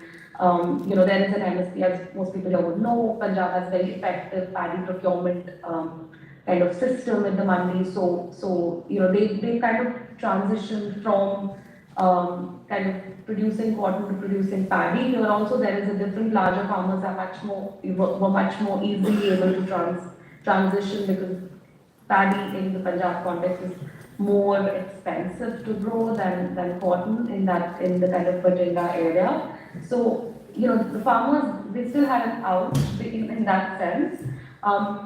The real kind of disembedding that you see is in terms of farm labor. So important to understand is that cotton production, the most labor-intensive part of cotton production is actually the picking of the cotton. So when the cotton grows and you have the little fiber bolls, and that can take anywhere between 2 to 3 months, and has been historically, traditionally, always been done by local Dalit workers who are typically also landless, and particularly women in those in that context. And the move to paddy has meant that they've lost work. Now one could think that, okay, well, paddy also has a labor-intensive component, which is kind of which is of course paddy transplanting, which is the most labor-intensive component, except that farmers in Punjab actually prefer to hire migrant men from eastern India over any kind of locally available kind of Dalit women who can do this work, right? So, yeah, I'm almost done. So basically, so in that sense, there's been a complete loss of wage work for Dalit women, and that has meant not only loss of wage work, but it kind of has multiplied into a lot of different things. So the fact that cotton stalks, for example, when they were dried, when a lot of cotton was produced, it was used as firewood, fuel wood. And now that cotton isn't produced, they either have to kind of buy it from the market, which is quite expensive, or for which then they have to take a lot of debt, or they have to kind of spend a lot of time looking for firewood at the kind of borders of canals, and so it's kind of adding to their time poverty in some sense. It's also meant that because they don't do much agricultural work for the jack farmers anymore, it's also complicated how they take debt from farmers, and often they don't take debt from farmers because they're kind of quite concerned that they won't be able to repay it, it will multiply their dominance and their kind of subordination and so on. So there's been a kind of intensification of the crisis that they experience. And this has led to kind of slightly complex forms of politics, which is a little bit kind of the last point that I'll make, which is that, so on the one hand, like you saw in the farmer struggles, there is some, this kind of crisis for smaller farmers, and labor has at moments, and also included in the sphere of cotton production, has led to some kind of joint action and solidarity between some farm unions and farmer unions. But also, this is very, very checkered, and so you do have a lot of farm labor saying that we are never compensated for crop losses in cotton. It's always the farmers who are compensated, and so you see this kind of fissures that are developing. And more recently, you even have kind of traders in textiles and garments that will say that this continuing farmer protests are disrupting our industry. So this kind of disarticulation is kind of creating this fissured politics, which of course has limits, but it can also have some kinds of possibilities. And I think I'll close there. Thank you, Shreya. So nice of you. I'm really sorry because it is your love and affection for India and English scholar that some of you are burning your midnight oil. Some of you have got up early in the morning. And thank you very much. I'm very sorry for being harsh as it is. But let me tell you, some of my students say, sir, you have not changed. I did change. I am old now. But one thing is there, those of you we know, Wednesday night was supposed to be the Kalratri, because I would not spare them to submit their assignment on Thursday, and I had been as harsh as possible. You will excuse me. Nonetheless, the house is open for question and discussion. But since we already have a president, Professor Singh there, Dr. Singh, please prepare your question. Before that, I'll just take your 2 minutes. First of all, let me just tell you, Sujyoti said something like this, but in India, we are talking of Adani taking over India, corporate taking over India, but please do not stare. India has already been taken over by the bureaucrats, the managers, and technocrats, and this is becoming a black hole where black money is being converted into white money. You go to Chhatarpur, all the bureaucrats, all the politicians, all the managers, they are purchased because agriculture is not taxed. And therefore, Amitabh Bachchan, Shah Rukh Khan, they are investing in agriculture because they throw that they make their black money white. That's number one.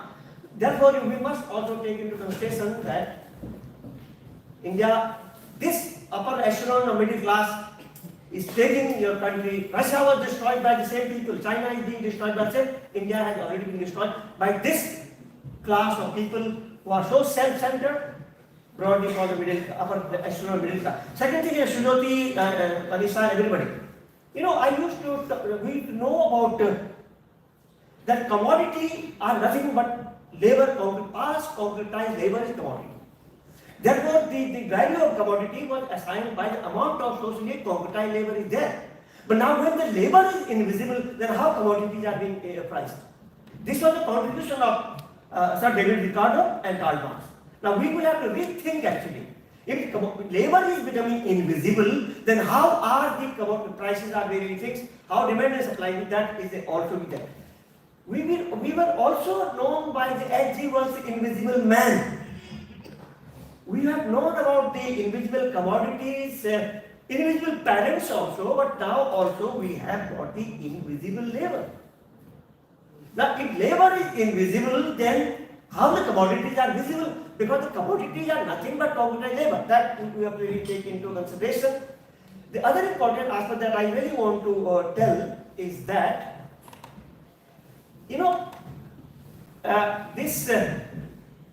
forestry or the informal sector, Rosa Luxemburg made very valuable contribution. She against standing against Lenin, it is famous theory of imperialism, the highest institute of capitalism. They said that surplus generation is important. No surplus generation, capitalism cannot survive. But more important, there is realization of surplus. How do you realize it? Let's say, for example, one is a steel producer, another is a cotton producer, and a cement producer. Cotton needs steel, steel needs cotton. If the surplus gets exchanged among the capitalists, then how do you really realize it? Therefore, they said that a capitalism will always need an internal economy, so that from where they get the surplus transferred, and it is there it is realized. Therefore, somebody says that women are also frontiers, whereby you can realize your surplus. The fishery industry, informal industry, forestry, mining industry, agriculture is where you actually realize your surplus. And in this case, what I think is that yes, I think it's time that we have to really work out: are we in the post-Marxian phase of economic theorization? That the concept of alienation that Marx was really talking about, how do we really account for the invisible labor? And not only invisible labor in agriculture and fishery. Again, I am coming to my economics. The outsourcing parenthood is also invisible labor. How do we really account for that? Who will fix the price of the surrogate mother? The last thing I want to tell you is that we are in a also post-technology. Human beings were supposed to be an whole organism. Today, I can outsource one of my kidney. Now what actually happened that, or my retina, or my lungs. Now what actually happened earlier, an organism was regulated thoroughly, but today, I may die, but my heart may be beating somewhere else. My kidney must be functioning somewhere else. Now we have to really think, what kind of alienation this market has taken over? Please think about it. Prof. Singh, your question, and thereafter house open question. Sorry for taking your time.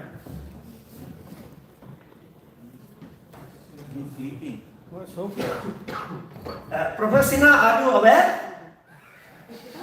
that you have to ask a question? Or you are open? No, exactly. No. I don't have any question. Oh, thank you. But please, your comment, your comment. Please, your comment. Thank you very much. Your comment? No comments. Thank You you. are always done presentation. Brevity is the follow. Now please, house Thank you for open convening. question. Yeah. House. Anybody, please introduce yourself. Only yourself, not your soul. Okay? Please, anyone? A panel discussion must be a discussion. It should not be monologue. Anybody? Madam, you sang so well last night.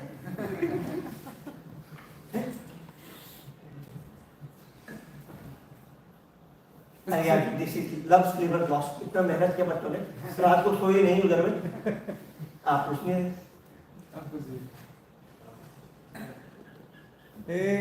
neoliberalism, Marxism, Okay, should we just, sorry for that, Butola, should we just, I think maybe some of us want to respond. Yes. Professor Diganto from Singapore University. Yes, sir. Please come here. Diganto, what? Oh yes, there is my phone. भैया focus भी कर देना उधर. Oh, that's great. Thank you so much. Thank you so much. Excellent presentation and really enjoyed the larger panel as well. Thank you. My question is largely... To whom? Please, to also make to whom? To everybody. No, this is to Dr. Mohan. Taneesha, good. Because she is here. No, excellent presentation, Dr. Taneesha Mohan. Dr. Mohan, I think really interesting kind of ways of looking at gender and the labor precarity in relation to the increasing climate change. And I think this is very, very important research as well.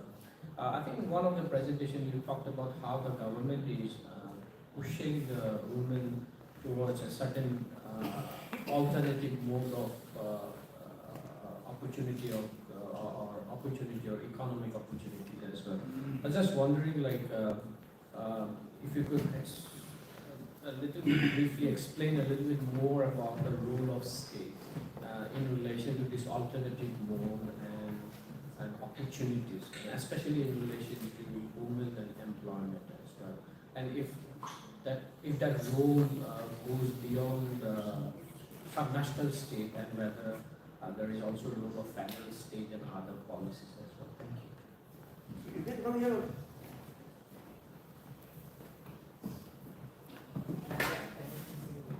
Thank you for your question.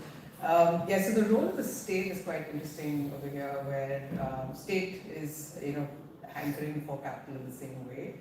I mean, like all of us sitting here in this room, and even people who are engaging with Bengal know about the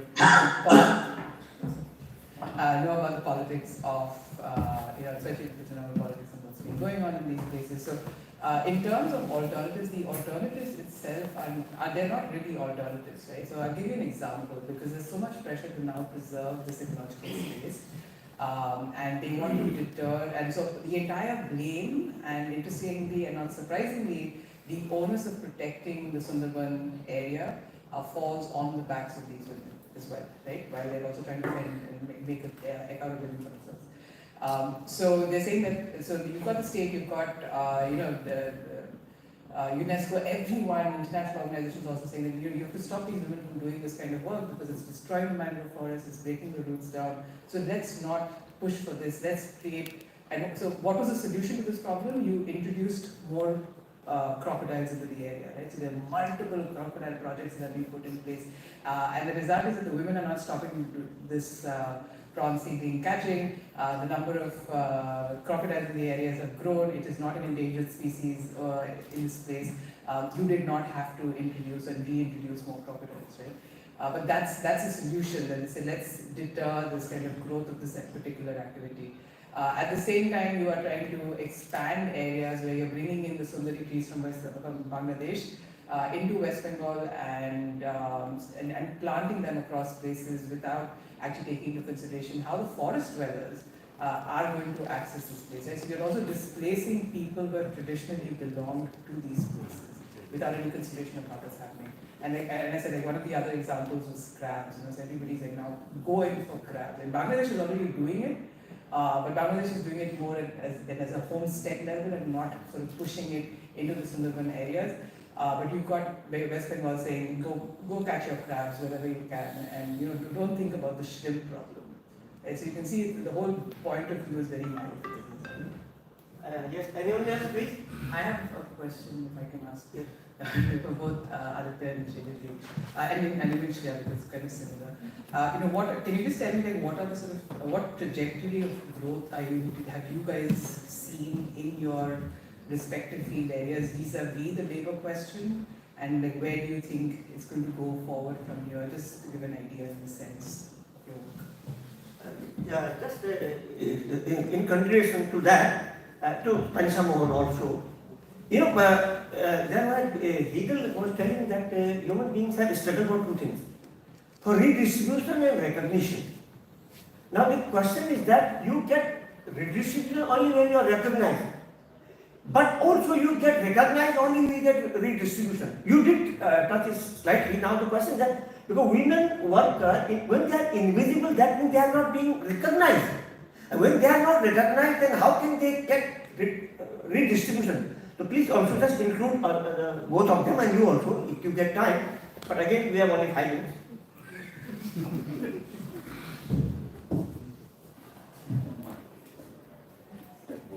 Yeah, I mean, if Aditya, you could start, and then I'm just seeing on screen the way you guys are lined up, so Aditya, Sridevi, and Shreya.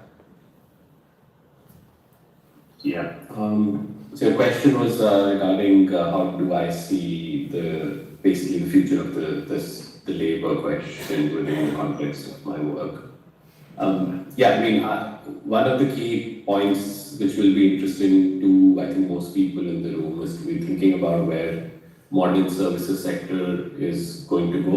We have seen the emergence of a lot of these sort of traditional services which used to be done in the informal markets and stuff being more brought under the corporate umbrella, and also through digitalization. Gig economy has kind of accelerated that as well, both in the care sector, fintech, edutech, you see para teachers and there's the public sector side of it, and then there is this digital services sector. And these are all health, for instance, and these are all very basic needs. And with the new liberalization of the economy, whatever it means at this point of time, what we're seeing is subcontracting, which came before, and then now digitalization that has also kind of made some of these things more sort of maybe not invisible, but more uncertain and insecure. So, do we need to have a reframing of some of our labor laws? Do we need to have another movement that sort of Agarwal talks about in Agarwal's work on 2 or 3 waves of labor movements that were able to win some sort of legal empowerment for workers long term, although people will be quite skeptical of the third wave as such because it wasn't able to make any changes with respect to the formal framework of it. So one of my questions is that how do we envision a more secure service sector work, which is, and it's a question word over, to be very honest, but especially in context of India, where we're seeing that on the one hand manufacturing, and there are debates around how manufacturing is growing again, and where there is still insecurity, but I'll be focusing on how do we see the future of this work, the people who I talk to, who I work with very closely, have now spent 15 years doing this kind of work. Aditya, can just, Shruti, you have asked for Shruti yet? The question? Yes, please. Quickly, please, within 1 minute, you both. So, while, I just mentioned that there were a few women who mentioned that they saw opportunities here for their children and for themselves if they had more freedom. But in terms of the location of most of these farms, although they're located on the highways, they are not in the city. So they are still quite further away from the city, or where you have, in Bangalore, there's a couple of farms, they only go once a month into Bangalore proper. The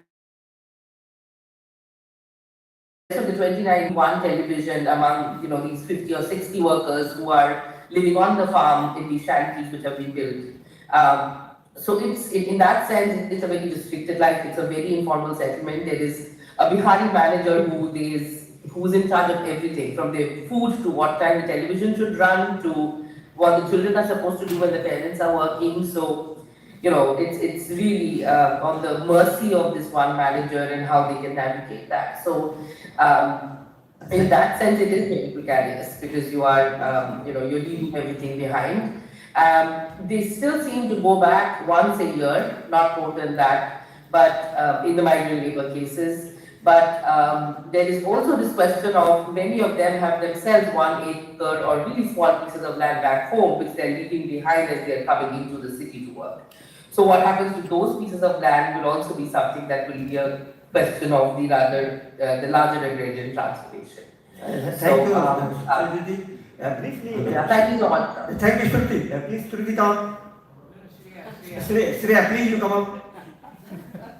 Yes, hi. I'll just be very, very brief. I think in my case, one specific point and one general point. I think the specific point is in my case with Dalit kind of workers. I think with wage work in rural areas kind of declining on the farm, the kind of access of struggle has moved really towards kind of subsistence, social protection, and also associatedly caste dignity. So I think that's very important. But on a more general, on the general point of invisibilization, I think what kind of neoliberal globalization does is it not only makes certain types of workers invisible, which is kind of function of social difference and what I was saying, how it is constituted, but in fact, as Melissa Wright has written, also disposable. So this idea of that work is not only invisible, but also the idea of disposability, and that's constructed obviously on various terrains, on material terrains, or in the home, outside the home, discursively through forms of violence, and I think so there are potentially many axes of struggles through which this kind of invisibility and disposability can be challenged. So I will stop. Thank you very much. Good night for the people across Atlantic, and have a nice day for the people in the Atlantic. And now please, thank you very much, Mr. Dhiraj. I had been as much possible within my time limit. Now I think the last bit of ceremony. Shomendu has one question. No, absolutely. Okay, you should. Yes, sir. No. Thank you, Aditya, Shruti, Shajuti Di, Shreya, and Taneesha Di, of course, for organizing this exceptional session. I hope everyone have enjoyed, and we'll meet soon. I think next time, Aditya, when you visit, and I, from Presidency University, I welcome you for your next visit to our university. Thank you all. Thank you. Thanks. Bye. Bye. Sachi sir, it was very nice to hear Yeah, you after Sachi sir. so it felt like hearing you again. Sachi sir? Okay, thank you. Thank you so much. Yeah. Bye.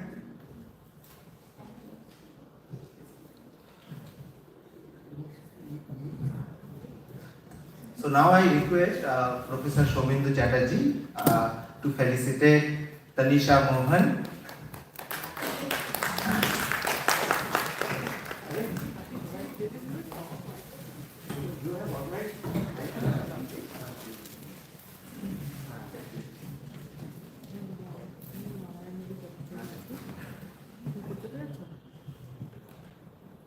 Wow.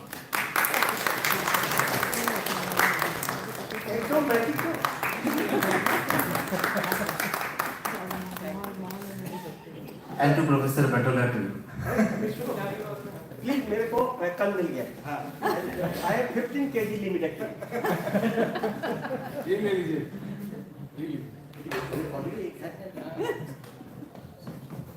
एक madam के जगह बता दीजिए।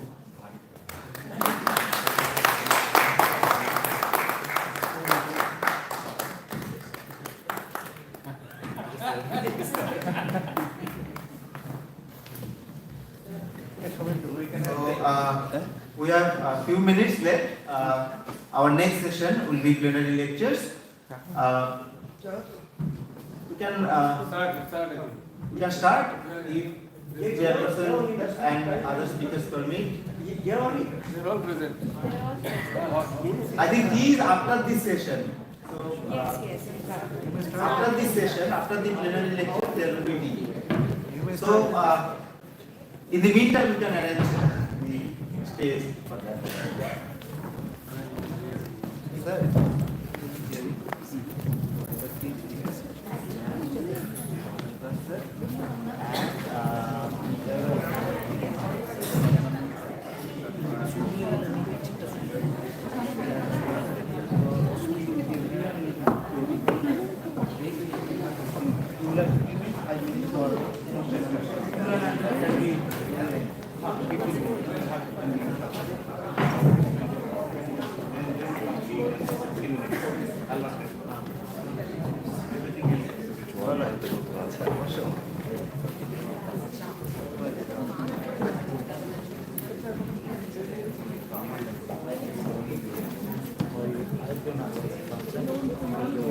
এই ইয়ে অঙ্কন তোমার ল্যাপটপটা এর পরে হ্যাঁ চা যখন হবে একটু শিফট করে দিবে হ্যাঁ স্যার এখন তাহলে রেখে দেবো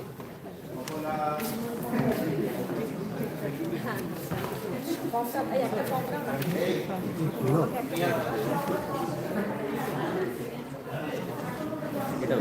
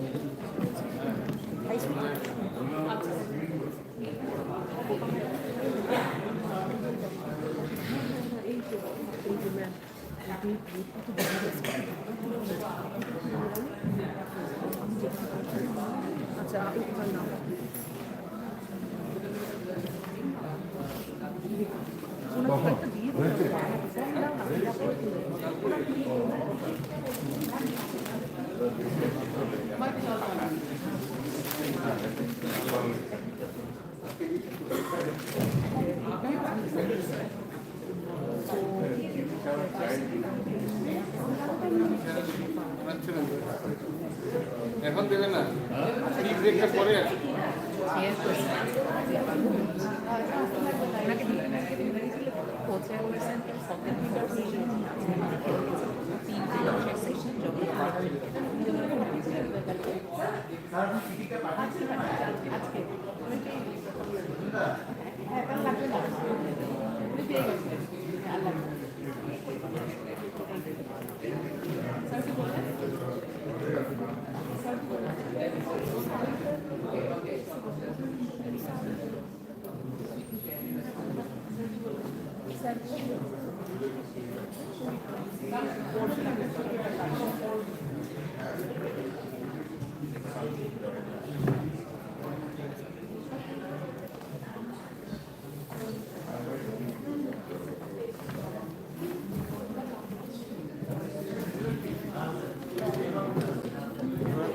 দেরি হবে না?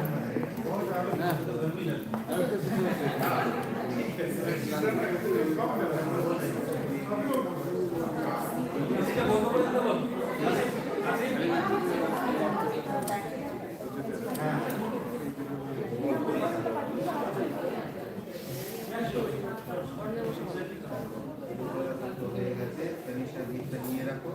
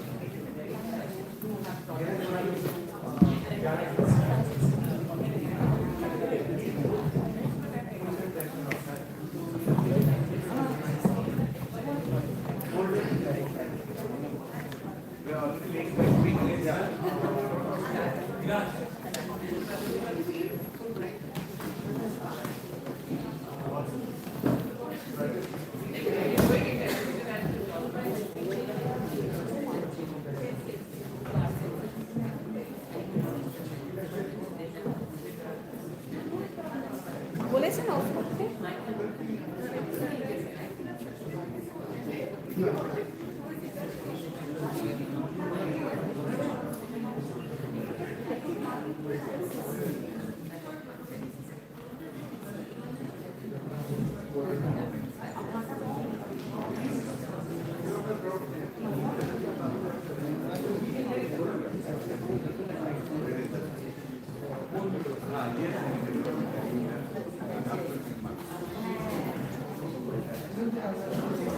Welcome again.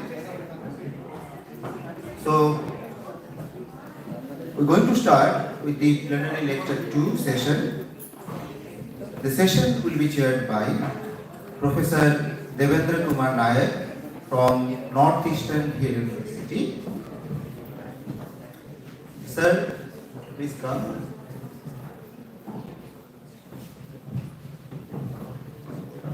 The speakers of these sessions are Professor Gopa Samanto from University of Bardwan. She will be speaking on researching small towns, some methodological concerns. Then our next speaker will be Professor Sarfaraz Alam from Benares Hindu University. He will be speaking on exploring the spatial dimension of social exclusion in India. Our third and final speaker is Professor Ravindra G. Jaibhai from Savitribai Phule University, Pune. He will be speaking on navigating the speciality of human-wildlife conflicts in the parts of Western Ghats, a concern for environmental justice and sustainable development. So, Professor Devendra Nayak, now please moderate this session.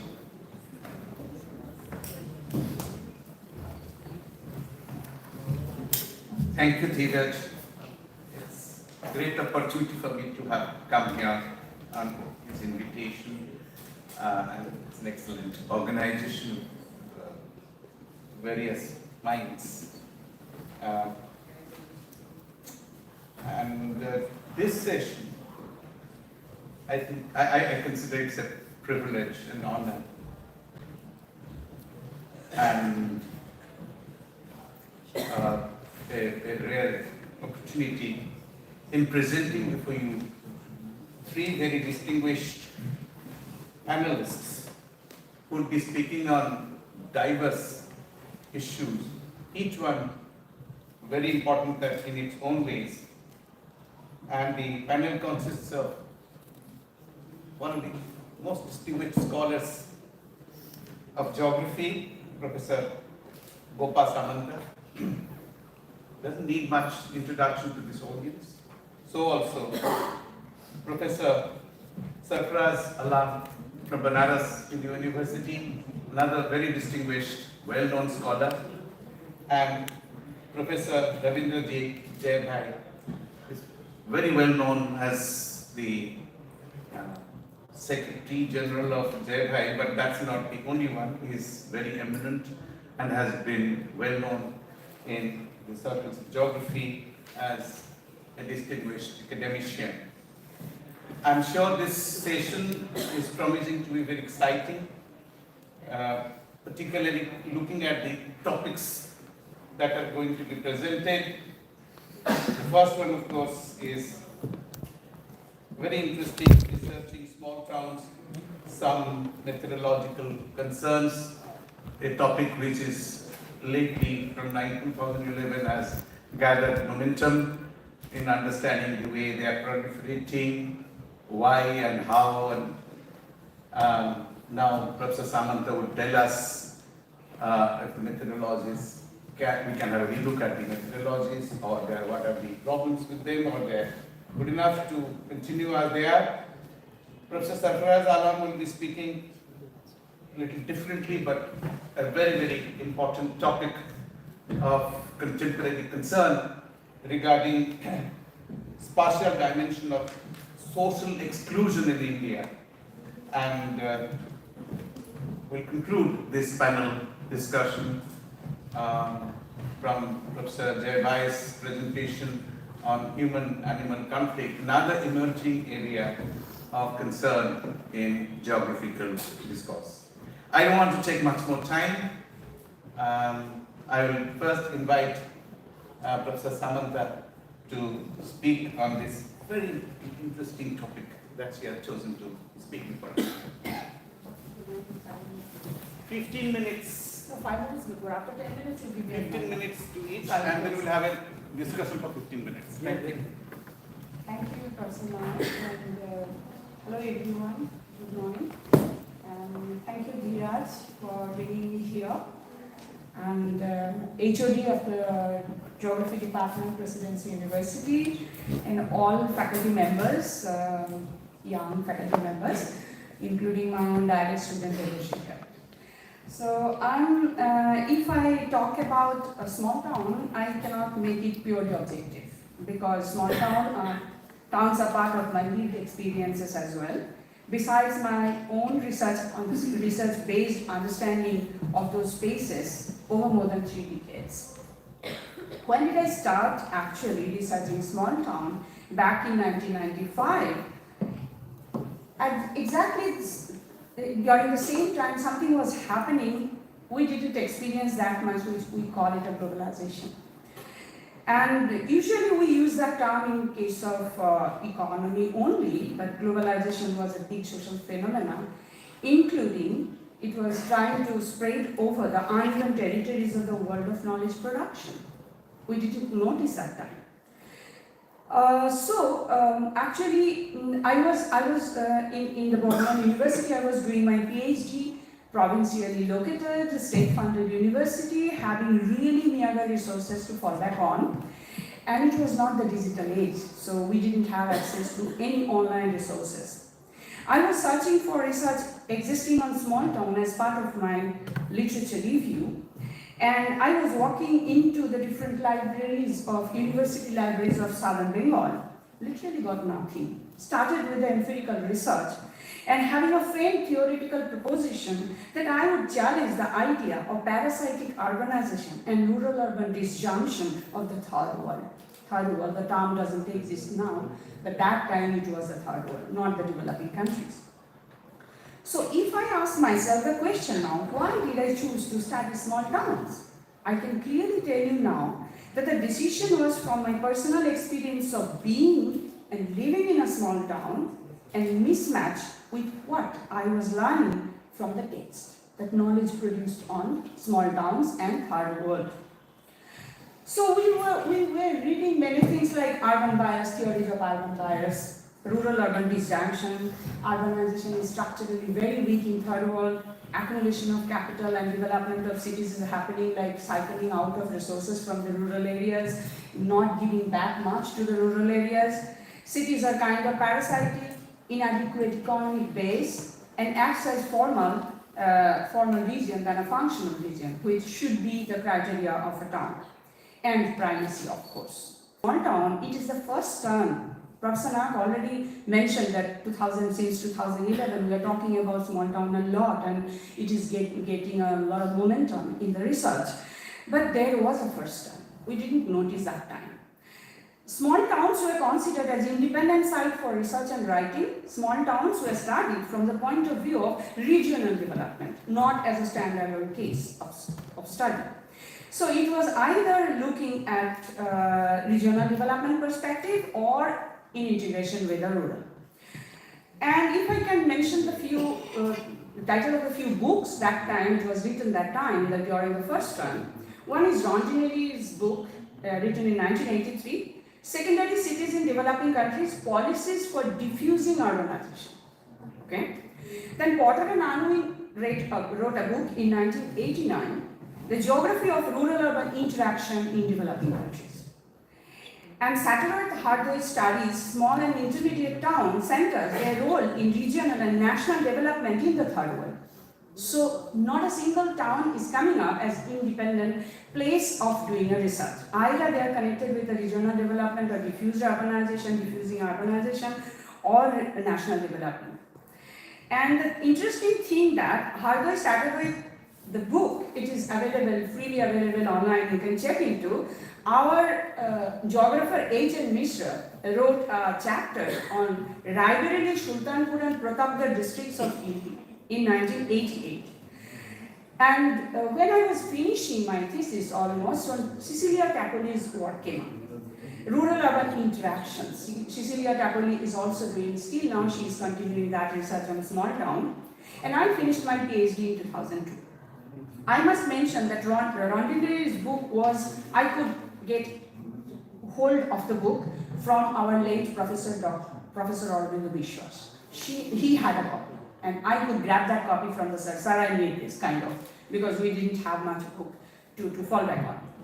And here I would also, I would like to also mention that my own PhD, which I finished in 2002, which was kind of initial big work on rural-urban interaction in India, but because of many other reasons, it didn't reach anywhere in the knowledge domain. If I now think that what were the reasons, so the reasons were my language was not good enough to reach the wider audience of social sciences. We had no access to international publishing houses, like it has become much easier these days. And whom to approach even was not very clear to me, and being located in a small town and provincial university, all my degrees are from that provincial university, who will publish my work? So it was really difficult, so my research was not anywhere, but luckily now it is available online because of the Show Ganga, they uploaded everything online, all our PhD research. Then when is the second term? Second term actually was starting, I would like to connect it with a broader urban studies scholarship, which is called Critical Postcolonial Turn in Urban Studies. And I would like to request the young scholars, you can read this book, Provincializing Europe by Dhiraj Barman, which was influencing even the postcolonial urban studies during that period. I would like to quote Eddie King, it was written in 2009, that there was a growing dissatisfaction among geographers, sociologists and others, increasingly familiar with the cities outside the West, of the inadequate state of competitive urban theory, because no theory was existing on the global south. Now everybody is talking about global south and the theories are coming up, but I have a different story to tell in that also. It is not just thinking about the small town and two diverse contexts and conditions. It cannot reach out. People started to talk about the validity of northern theories, and the question was raised, the theories, actually these theories are not helping us to understand our small towns, which context of which are very different and they have a very different trajectories. 2006 became a very, I would say, milestone year with two publications simultaneously. Jennifer Robinson's book, Ordinary Cities Between Modernity and Development, which was a clear attack on the knowledge production and theory building practices in urban studies based on northern cities. And simultaneously, Dave and James' book, which is called Small Cities, Urban Experiences Beyond the Metropolis. It was a collection of works on small towns of different authors from very different countries of the world. So it was like it was not a very concrete idea we received from when we read a book which is self-authored. So it's like a house, and the author built the house brick by bricks, and when it is an edited volume, it is more scattered. So we lost the core argument in the book often. But they wrote a piece again called in 2009 together, entitled "Small Towns Towards a Research Agenda." And the core argument, which was the core argument of those two scholars, they were arguing that cities further down the urban hierarchy have much to tell us about contemporary urban change. What they looked at in the book. What are the economic, political, socio-political and cultural practices and processes that specifically relate to small cities? What kind of local and regional development strategies have been used by small cities? How are small cities produced and consumed? How is smallness commodified? That's a very interesting question. How are issues of identity, lifestyle, social exclusion, multiculturalism and tourism mediated and experiences in small cities? And simultaneously by 2010, the idea of beyond metrocentricity came up with Marin Gandhi's work, Barman, Seppard, Lechner's work. And so there is another point I would like to make an argument that they talked about, that the language, how the language matters when we talk about the urbanization stories and purity. And then another book came out, that Routledge Handbook of Small Town. It came out in 2021. And it's also a collection of different authors, and it's an edited volume again. And but I would, if I claim at the point that even today, not many consolidated work exist on small town, like a person who is working on a longer term on a small town and developing a good book out of it. It's still missing.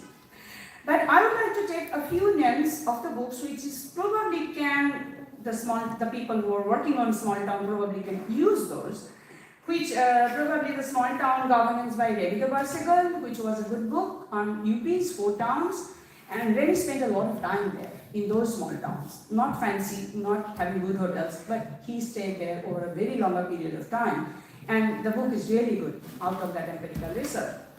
Paramita Shastri has written a book, Small Towns Die or Live. It's on municipal finances. Those are really good studies. And I would still recommend the book, which is edited by Subaltern Organization of India, entitled like that.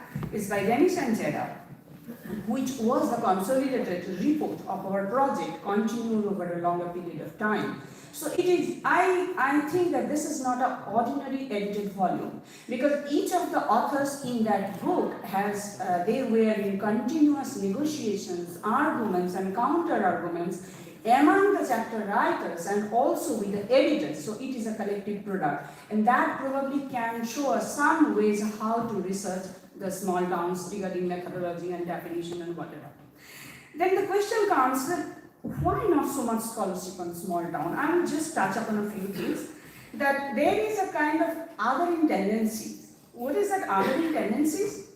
That we try to see cities as engines of growth, economically important, accumulation of capital, concentration of corporate headquarters, business and government, an amount of capital flow, the strength of financial and producer services industries, transport links, digital networks. So we try to, whenever we think about a town, we cannot leave that framework. And that's why urban research and practices suffer from reluctance to move beyond the established research pathways and trajectories. Hierarchies of attention is there, not so important places like probably I will have limited time. I have already taken 10 minutes, sir. So I'm not going to get into that details. My argument on small towns would be these are important places for research agenda on their own right, not in comparison with the big one and neither in integration with regional and the rural. They are important nodes in the network between places of different scale in the age of planetary urbanization and seem to mediate between the rural and the urban as well as between the local and the global. But sizeism, the term used by Bell and Jen, sizeism still a big problem, and in urban theory, especially in urban policies. There are no less significant, and if we think that not much things are happening, economy is not much, then I would like to refer some work done by Chandrasekhar in 2017 and Dennis and Stewart's in 2017, where they're trying to make the point that the urbanization, what we are talking about, the growth of economy, it is actually the jobless growth happening there. So how can we think that these are not important places if it is a small town? So even the big cities are not creating much job. And already the scholars who were presenting, they talked about the gig economy, platform economy, and these are becoming the economies these days.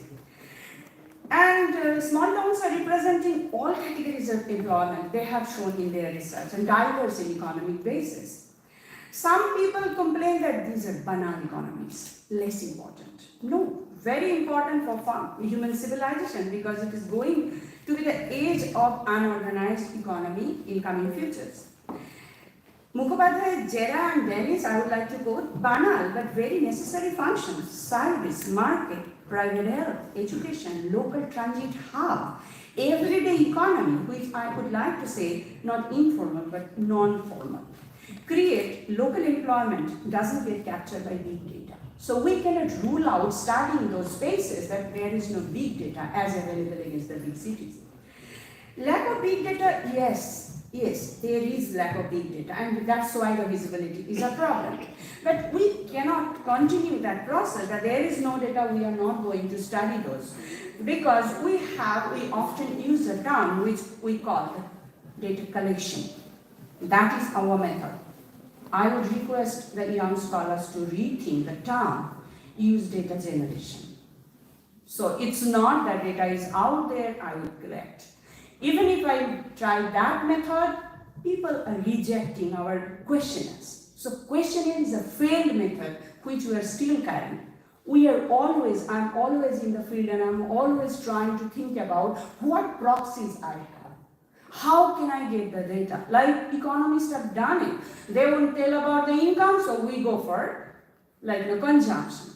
So we have to find means and ways, we have to twist and turn our traditional methodologies to find the data, to extract the data, where the proxies are. Hope by 2 years I'll be able to tell you, because I'm working on my manuscript on small town and I'm trying to put a lot of ideas on the methodology itself. I don't have much time to get into those details. And finally, I can say that we have to switch on many counts to bring small towns back to the scholarship and knowledge production system. Language matters a lot, because the knowledge domain, in fact, when I was trying to tell you that I was doing my PhD on small town in 1990s, it was not only me. Probably there are many scholars located in Asia, Latin America and Africa. Probably they were not good enough in writing in English, so we don't know those words, and we are not aware about those words. So knowledge production is still very much dominated by the language, and not only English. It really should be a very good English, and where from those English will come. I have my all education from a village school in Bakura and spent my entire life in Burdwan University. Don't have a good degree, never spent life in US or UK. How can I write that English? So that's also very important, we have to remember. And informal economy, I will say that it is difficult to capture. It is easier when we find proxies. And probably we have to think about, we have to be very I always tell my PhD students, act like a spy. You have to get the data. You have to generate the data. If you don't get it this way, find other ways.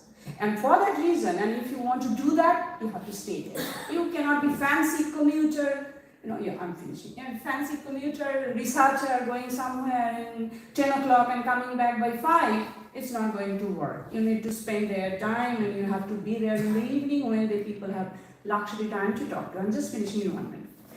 So from data collection mode to data generation mode.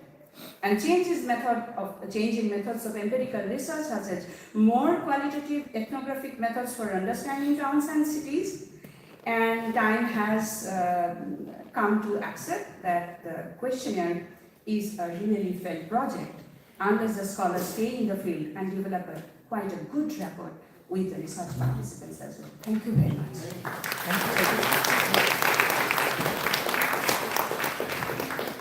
Thank you, Professor Singh. And I think it was a brilliant presentation. And how small is small? How big is big? Are philosophical questions. And I think it would be better if we can start with the questions immediately after the presentation, because it's all fresh in your memory. I invite a question or two to Professor Sananda, who would be very happy to clarify and answer. Anybody? Yes. It's just my inquisitiveness. What do you think about the commodification of census towns these days? Sorry? The commodification of census towns. Commodification Yes, of census towns. Of census towns is like. Commodification in terms of what? Commodification in terms of like.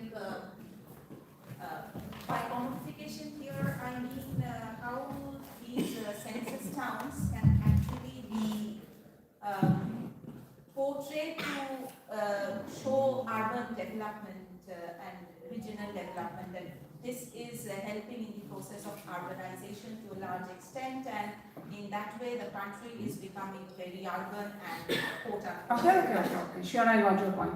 Yeah, thank you very much. Actually, census towns, I don't think census town is a kind of fixed category, because we have, in India, we have a very complicated way of classifying towns, and it's very kind of top-down. If census clarifies, then we have to go for, unless and until the state takes the responsibility of that particular urban center to make it a statutory, because all the responsibilities like funding and everything is on the state government, and census, the declaration is in the hands of census. Census of India, the central government, and they don't talk to each other. So it's a kind of, there are a lot of messiness, and you will get some census towns, like I can give one example. My student Kiran Kumar Rai, he did a PhD on Murshidabad, and he was working on the census towns. The PhD was on census towns. So initially I told Kiran, you go to Murshidabad, you stay a few days there, hire a car, you just travel around 64 census towns, and he did it for 10 days. Just to have an idea what census town looks like urban and which are not, with a simple eye of Kiran Kumar Rai, a PhD student.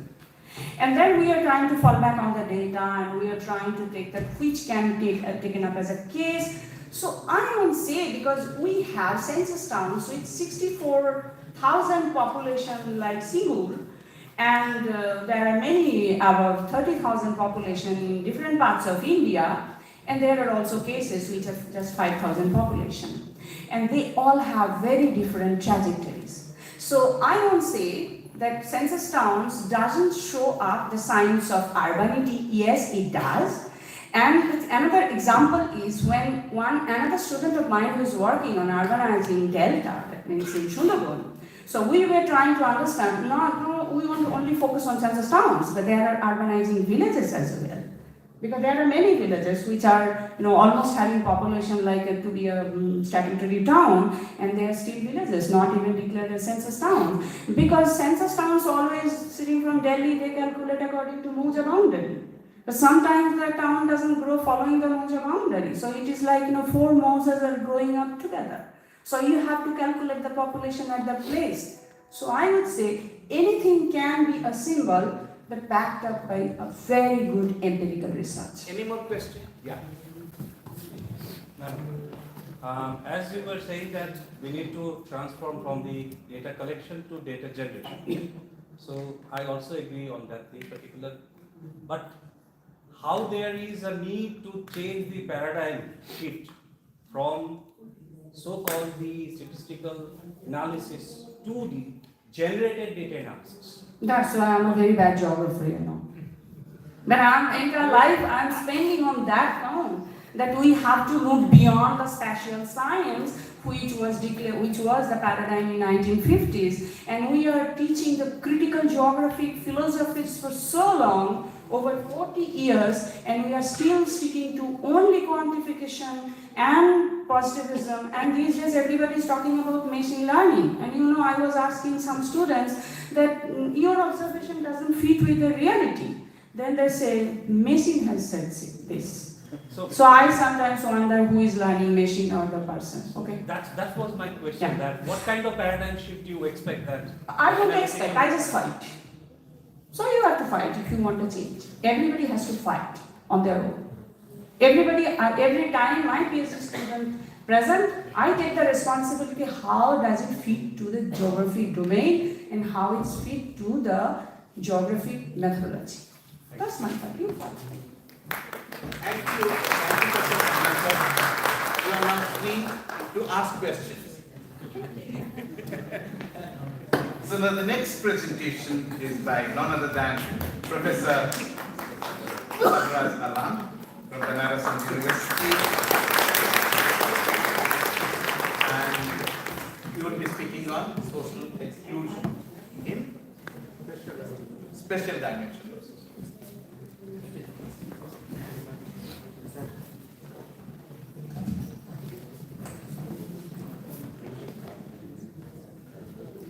Thank you, sir. And thank you, Dhiraj, for giving me this opportunity. So in this lecture, I'll be speaking on a spatial dimension of social exclusion with a special reference to India. So before I discuss about what are the possibilities of exploration when it comes to social exclusion in India, I would start with some very basic concepts and very basic questions. There are two key words, particularly in the contemporary time when we define geography as a study of relationship between society and space. So I will start with the space. The term space is used in two senses. One is either as an extent of separation between things, and secondly, it is also used to mean differential environmental qualities. Now, in both the senses, space does have bearing in the operation of the society, because after all, social processes operate in geographical space, and geographical space have different location, different extent, and they also vary in terms of environmental qualities. Now, the kind of questions that geographers ask are very simple, and all of you know it, and we start with this simple question, like where is it, why is it there, and what are the implications of that location. Now I will talk a little bit about society. Society is nothing but a network of social relations, where we have individuals, we have groups, and we also have institutions. And there are diverse patterns of interaction between individuals and institutions, between institutions and groups, between individuals and groups. And these interactions are actually influenced or mediated or controlled by laws, customs, traditions, and also sometimes circumstances. Now the question that social scientists ask, that who invent these laws? The state? Whose interest the state stands for? And then who invent the customs, the traditions? It is the dominant group within the society who invent the tradition and customs, and for whom? For themselves, for those who are in power. So with this background, now I would move to the study of exclusion, which is basically the geographers have hardly touched this theme, both as a form and as a process. Exclusion is found in geographical space and it operates in geographical space. However, the spatial dimension of exclusion has not been given a lot of emphasis. And therefore, there is a need on the part of geographers to look into the spatial dimension of social exclusion. Traditionally, two approaches are used to understand the complex relationship between society and space. One is what we call a spatial organization of society, and the other is social organization of space. And these are very well understood terms, but for the matter of making the further debate or argument clear, I would like to first discuss with the social organization of space. By social organization of space, we mean the various ways in which society organizes the space, defines a space, in order to achieve certain some predetermined goals. So the society generally locates certain human activities on the earth surface in order to influence certain things, or in order to control certain things, or even to define certain things. And also society gives meaning and significance to geographical space so that other groups are excluded from that geographical space. So this is what we call reflectionist view. That is, seeing a spatial arrangement as a reflection of social processes. So it is the social processes and social structure which not only create a space, but they also give meaning and significance and function to the space. And there are some intentions, hidden agenda in the way spaces are defined and also given meaning. And the second concept is that of a spatial organization of society, and as all of us know, geography is a study of how things are arranged on the earth surface and the linkages between the things which are there on the earth surface. However, the idea is that the social processes and social structures are not given. They are also influenced by, as I told you in the beginning, the extent and separation of a space as well as in terms of the differential environmental quality that a space has. So the space does influence social processes, and this is what we call a spatial determinist view or a specialist view. That means seeing a space, seeing social structure and social processes as a product of spatial relations. That means a spatial is not passive, rather it has agency, it is active. And spatial forms and relations does influence the operation of social processes in structure. So social relations are actually constituted through a space. At the same time, they are also constraints and mediated by space. So with this, I would like to quote David Harvey when he said that there is a continuum between the space and society. So an understanding of space in all its complexities depends on the appreciation of social processes. And the other side of relationship is also true, that an understanding of social process in all its complexity depends on the appreciation of spatial structure and forms. So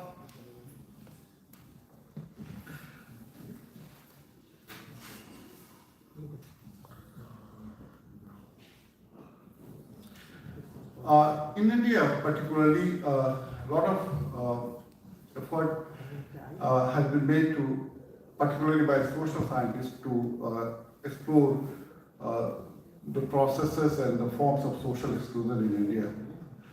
However, geographers and geographical communities have not touched this issue. And this is despite the fact that geographical reality influence both forms and processes of social exclusion, whether it is discrimination or exploitation or marginalization or poverty or vulnerability or even accessibility or denial of accessibility. There is spatial dimension in all these processes. And this phenomena has been defined as by David Sibley. He is the one who has written a book called Geographies of Exclusion. He calls this phenomena as the exclusion of geography from inclusion-exclusion discourse. So geography has remained excluded from this discourse on exclusion. So now, where can geography fit into the discourse on exclusion and inclusion? Geographers can study the phenomena of exclusion and inclusion in at least 5 different ways. One is what we call geography of excluded.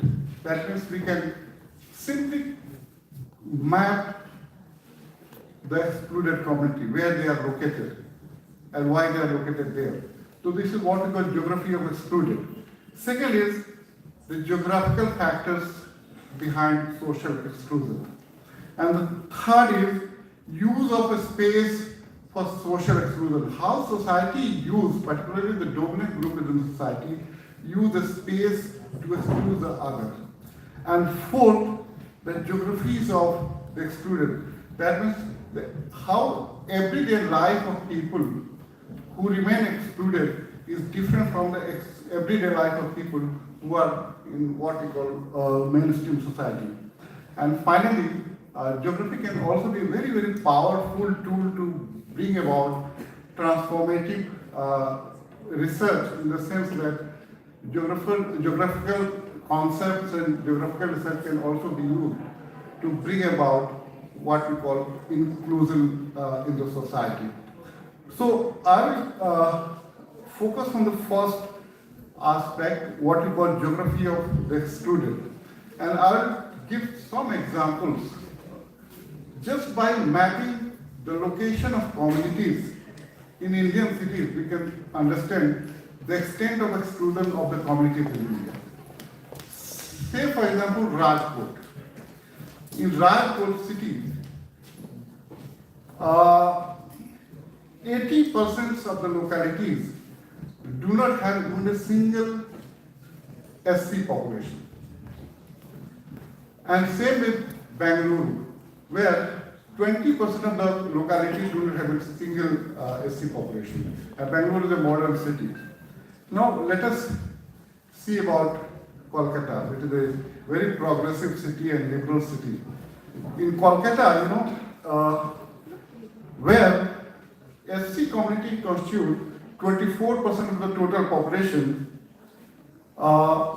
in Kolkata, in West Bengal, the SC population is 24%, but in Kolkata, it is only about less than 6%.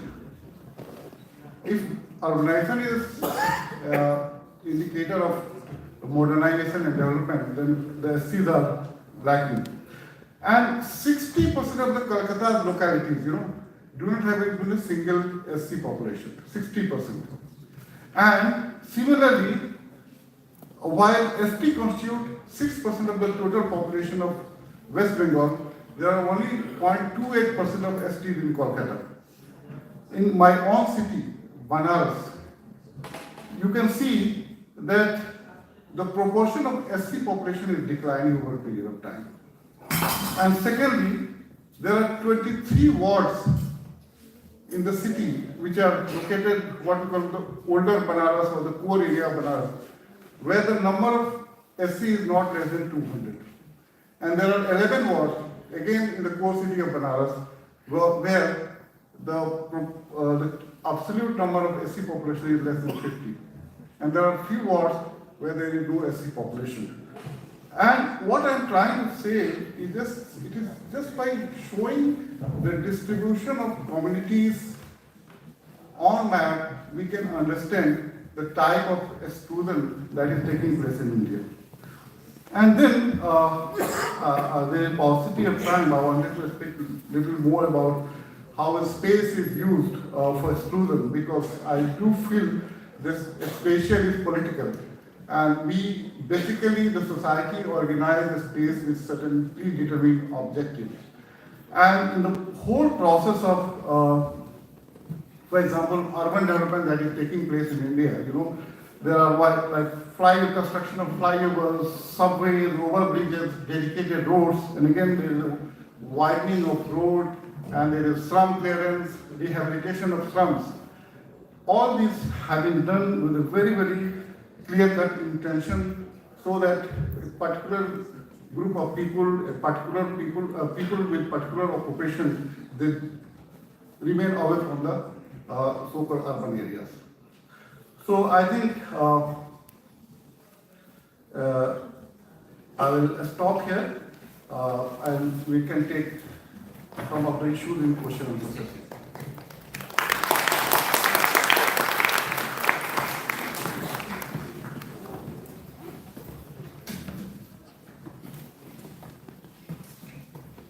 Thank you, Professor Sarfaraz Islam, who very clearly explained the geographical dimension in social exclusion. quickly, if we can have a couple of questions. Okay. Two. Hi, sir. The questions should be very brief and the answers should be a bit more brief. Yes. Hi, sir. My name is Manendra Kumar. I am PhD scholar in IGNU. And my question is regarding the social exclusion, the concept of social exclusion in geography. So, in geography discipline, we have been studying about racial segregation and spatial segregation of communities. So, is it similar to this geography of exclusion and spatial segregation? Both are similar, or these are conceptually different? Segregation is one aspect of exclusion, but exclusion is a very comprehensive term. It includes, for example, poverty, denial of opportunity, marginalization, and segregation is also one of those. Now, in Indian society, if you are from village or if you have studied rural geography, you see there is what we call in North Indian plain, Dakshin Tola. So Dakshin Tola is typically inhabited by people who belong to the Dalit community, untouchables particularly. And they are, and it is not a pattern in one or few villages. It recurs village after village, almost all those villages which are big villages, where the untouchables live on the southern part of the village, and there is some kind of barriers between what is the Dachitola and the main villages, and that barriers could be an orchard or a swamp or even a small rivulet, so that the contact is minimum. So I think. Sir, I have one question, a very short question. How does social exclusion manifest differently in rural and urban areas? Urban areas, you said something. In rural areas, can you give some light? Social exclusion in urban and rural areas. Okay,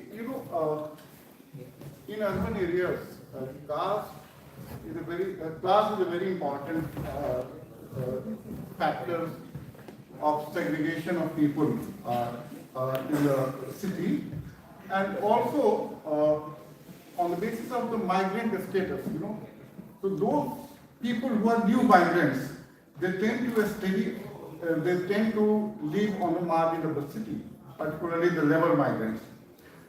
And this is very important. So geographical marginality leads to social marginality also, or vice versa also. The labor is a socially marginalized group, but they also live on the periphery of the city. We may take the next question. Yeah. Sir, Taneesha Chakraborty from Vishwabharat University. You have talked on inclusion-exclusion discourse, and also you have nicely talked as space created with predetermined objectives. A space is created in Allahabad on Kumbh. Regarding Kumbh, if you consider this inclusion-exclusion discourse, do you please consider it as an attempt of inclusion in Kumbh, in space created? I would not see it as an attempt exclusion or inclusion. Rather, I would say that all attempt to create and recreate a space, there is a little bit of politics behind that. So we cannot understand a spatial organization without understanding the people who are creating it and the purpose for which it is being created. So it would be very simplistic on my part to say it is for integration and not for integration. It has a deeper meaning. I mean, you have to go a little deeper why a political party is doing it and what are the larger agenda behind that.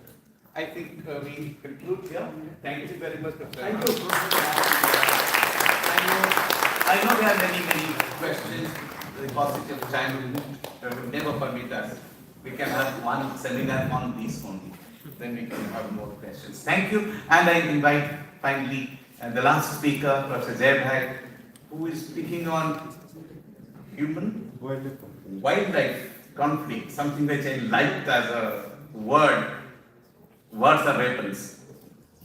we have been using words human-animal conflict. But I'm so happy that you've used the term wildlife.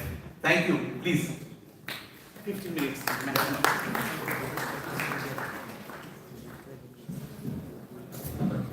Generally in the conferences, I'm always associated with the administrative work.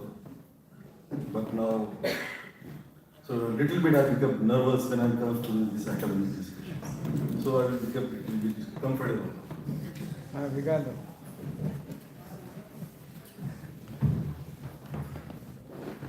So I'm talking on the part of the Western Ghats. I have done my PhD on the ecotourism, and while traveling to understand the various dimensions of ecotourism in the Western Ghats, I came across many problems. Western Ghats is a geological wonder. It's very rich in natural as well as cultural heritage, and it got the status of UNESCO heritage site also. But looking to the problem also, the other side of this Western Ghats, it is also recognized one of the hotspots of the world, biodiversity hotspot of the world. Biodiversity hotspots means almost 70% of the endemic species are either vanished or on the verge of the vanish. That is major concern. Then there are so many issues came up that. Recently there was an article in Hindu, the title was A Restless Mountain and Shattered Life. So there are so many environmental problems, and looking to the people of this region, also really their life is shattered because of the natural calamities and because of the socio-economic scenario of the area. So there is always dilemma, whether we should go for the environmental conservation or we should go for the development. And that's what generally this dilemma is, wherever people are dealing with the environmental issues. So there are many problems we are addressing. This is the presentation deal with. Sometimes give some task to the student from the some smallest task for the dissertation. Some other maybe some part is actually RUSA project. Some small part we have taken for the presentation to understand this dimension. There are two things which are really major concerns. That is one is the environmental justice, and another is the sustainable development. Sustainable development, rightly, Butola sir has raised the question: is it the development itself is the contradictory? How it can be sustainable? But anyway, that is what we have adopted now, 17 goals, and people are coming with the different approaches to doing that. So my presentation will be on this, taking to the example of the human wide conflict. There are many problems, but this is one of the problems where really is having the environmental issues as well as the problem of the local communities. So what should be the way forward that? Quickly, I will go through the environmental justice. This idea is rooted in 1960s and 70s. So Benjamin Chavis, a civil rights leader, coined the term environmental racism because racism is very prominent in European or maybe in the American society. Then there is a Robert Buller who really came as a geographer who widely regarded the father of environmental justice movement. His research and advocacy have been instrumental in linking environmental issues with race, class and social justice. Our concern, caste and some other social some of the aspects which are definitely the part of this also. So basically his work is how hazardous waste sites, polluting industries and toxic landfills are disproportionately located in or near communities of color and low income population. And then this is how they state, if there is a development, people are earning out of that, who is the sufferer because of such kind of the site. So he is more concerned about this environmental justice. So it is about the relation between environmental degradation and social justice, highlighting the disproportionate impact of environmental pollution on marginalized communities. There are some key principles of the environmental justice. First is the distributional justice, that is regarding the fair distribution of environmental benefits and burdens. Okay, who is the beneficiary? This is what the conflict is going on the Western Ghats also. Those who are the outsiders, they are really getting the benefit, those are from the other people, but those who are the local, they are facing the burden. How will come some of the example of that? Then procedural justice, the participation of marginal communities in the environmental decision-making process. They are hardly in the decision-making process. And recognition justice because of their local identities, indigenous knowledge, culture, social and economic right. And these are the, I think, very important aspects of environmental justice. These are some of the framework, normally environmental racism. then environmental classism and intersectionality. We are more concerned about race, class, gender, and even caste, religion, and so on. So these are some of the, I think, very important aspects about it. Coming to another dimension of the sustainable development. So we are quite familiar about the sustainable development, weak versus strong sustainability. Generally, those who believe in the alternatives, they go for the big sustainability, but they become more hardliner and they want to preserve the things, they go for the strong sustainability. There is a triple bottom line where people have tried to formulate what exactly mean by sustainability. So dealing with that social, economic and environmental aspects about it. I have highlighted here the green color actually made to be in the font mainly because of to be where I just want to be. These are the aspects are more closer to the area I'm dealing with that, or the topic I'm dealing with that. Regarding the human environment system approach, so I think the problems that kind of I'm going to be talk about it. So managing common food resources through collective actions align with the idea of integrating human and environmental system for sustainable development. This is one dimension. There is one more is ecological modernization theory. It believes in more in the technological innovation and modern institution, but this is always a criticized and is debatable. But Amartya Sen said is about the capability approach. I think this is looking to the human dimension or strengthening the local community. This approach of the sustainable development is important. It's talking about expand the people's capability and freedom while ensuring environmental and social equity. Then Provenance economics is actually talk about the space or the space which is available that should be in such a way that where the humanity can thrive. And biophysical, ecological economics, ecological always talk about the human environment interaction, but they always believe that whatever is given by the nature, we cannot underestimate, we cannot ignore it. Within that system, we have to see what development we want to be pursue about it. So this is what some of the dimensions which are actually highlighted in the green color, which I feel that while dealing with such kind of issues are very important about it. So this is one is more that sustainable livelihood approach given by the UNDP. It's more talking about the environmental, while taking care of the environment, the poverty reduction and enhancing the people's access resource are also one of the important aspects about it. Okay, now coming to this Western Ghat. So we are aware about that there were the two communities appointed by the government of India. One is the Gadgil community, another one is the Kashmir community. And they came with that, they have taken the cognizance of what I said about the restless mountain and shattered clouds, and they come with the solution that, okay, there should not be hereafter any development in this region.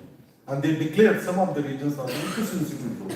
Eco-sensitive zones means there are the categories of the zones, so certain kind of economic activities are restricted there. And there are the opinions about that. We believe that as we are environmentalists, sometimes we believe that okay, then we should take care of the environment at the cost of the development of the local communities. But voices of the concerns, which we are talking about, the voices of the local people, also we have to take cognizance of that. For example, while business interests having stakes in granite quarrying, real estate, timber, tourism, who thrive in the biodiversity hotspot decades, are opposing the report actually. And if you look at the vision, who is the member of the Gadgil committee, said that commercial interests with support of the political parties are trying to create tension among the people and making false propaganda against the reports. So this is some of the debate about it. But coming to some of the issues about again the Western Ghat regarding the disparity in the access. So one is the significant spatial disparity exists in the access to the basic services. Once we come to some map, we will understand about what exactly the situation is there. Similarly, about the unequal resource distribution. Take the example is water is collected some of the places and used by the other places. Such kind of the distribution here. Then exclusionary process, marginalized group, maximum area is actually having these tribals, Dalits, and obviously women is the major part because male generally go for the work in the nearby towns and cities. And inequitable benefit sharing, conservation and tourism. These are the areas initially I said it is actually a really treasure for the natural and cultural heritage. So tourism is going on. So, okay. Now coming to the topic, now on this background actually, we are dealing with the human-wildlife conflict. This is one of the problems. So because of the development, many issues are came up. And this is one of the problems. So we want to deal with the human-wildlife conflict. So human-wildlife conflict occurs when the needs and behavior of the wildlife negatively impact on the goals of human, when the goals of human negatively impact the needs of the wildlife. Okay, this is what the IUCN is mentioned about. Then human-wild conflict interaction between wild animals and people, but there is a negative impact. This is what generally people look into that. Generally, there are suppose one is the people call about this, there is a landscape of the fear and landscape of the coexistence. Sometimes when there is a landscape of the fear, so people have generally the negative approach, but when there is a landscape of the coexistence, people understand the interaction between the wildlife and human also. So these are some of the aspects about it. Major reason for this human-wildlife issue is that habitat degradation and depletion of the prey, and mainly because of the kind of degradation happening in this region. So these are this issue. When I talk about the environmental justice and the sustainable development, because of this, there are the two dimensions: human safety and livelihood issues about. And second is the protection and conservation of the wildlife. So these are some of the things. So causes of in this region is the habitat degradations, collapse of wildlife population because ecosystem is completely collapsed, and effect on this human life, then even also wildlife, crop damage, the livestock depredation, and so on. There are different theoretical framework for the understanding human life and life. One is the socio-ecological system theory, another is the human dimension of the wildlife, third one is the conservation criminology, because what kind of laws, kind of things you are taking and dealing, so what will be the consequences of that. So this is also, so generally we go for the policy, so taking the policy actually, so advocacy coalition framework is there. For example, conservation organization prioritize measure to protect wildlife over the need of the local communities while local decisions. So this is the what conservationist approach, but local decisions prioritize measure that reduce the negative impact of the wildlife on their livelihood and safety, where the livelihood and safety become the important thing. And one more approach is that is the framework is the risk, vulnerability and resilience. Okay, because we have to assess the vulnerability, then identify the risk and looking into the strengthening the resilience. So these are some of the approaches theoretical peoples who are using in this region. So this is the study region. Sir, 5 minutes mein ho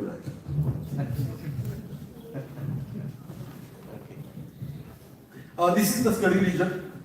You can see this is the part of Western Ghat. This is the western part is the crest line. Then there are the perpendicular ranges. In between you can see the blue dot, all are the dams. Earlier it was there were the villages, all these villages now displaced in different parts.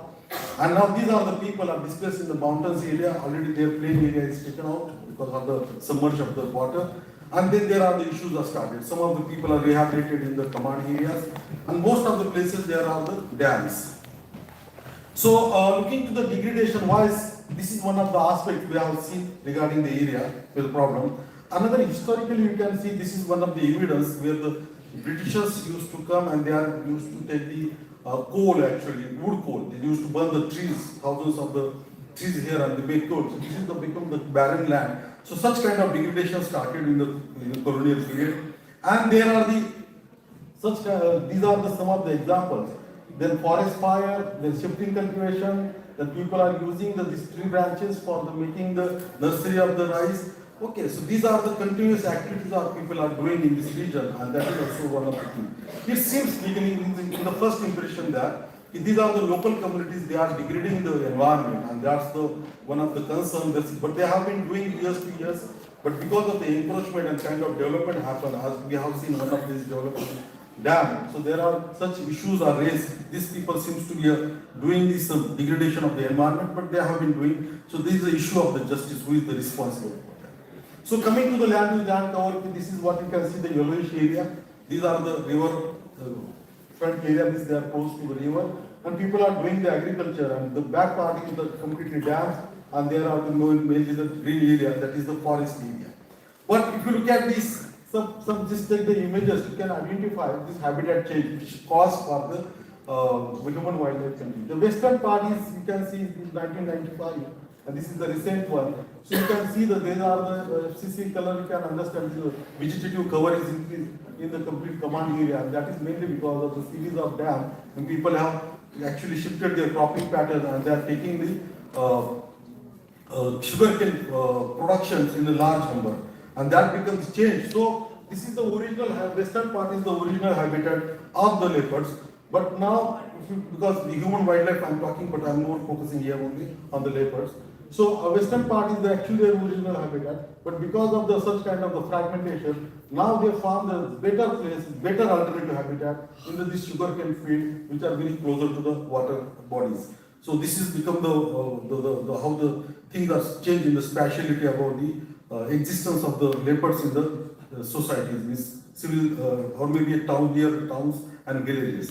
One of the reasons you can see more fragmentation happen in the western part, and this green area is the important part about the sugar is that they take these three kind of the seasons are there. One is the Arsari, it actually stands for 16 to 18 months. Then another one is 14 to 16 months, and third one is the 12 to 14 months. So they get sufficient time to hide in the such kind of the field. So the number of the even those who are the leopards, they are coming in this region, their number is significantly increasing.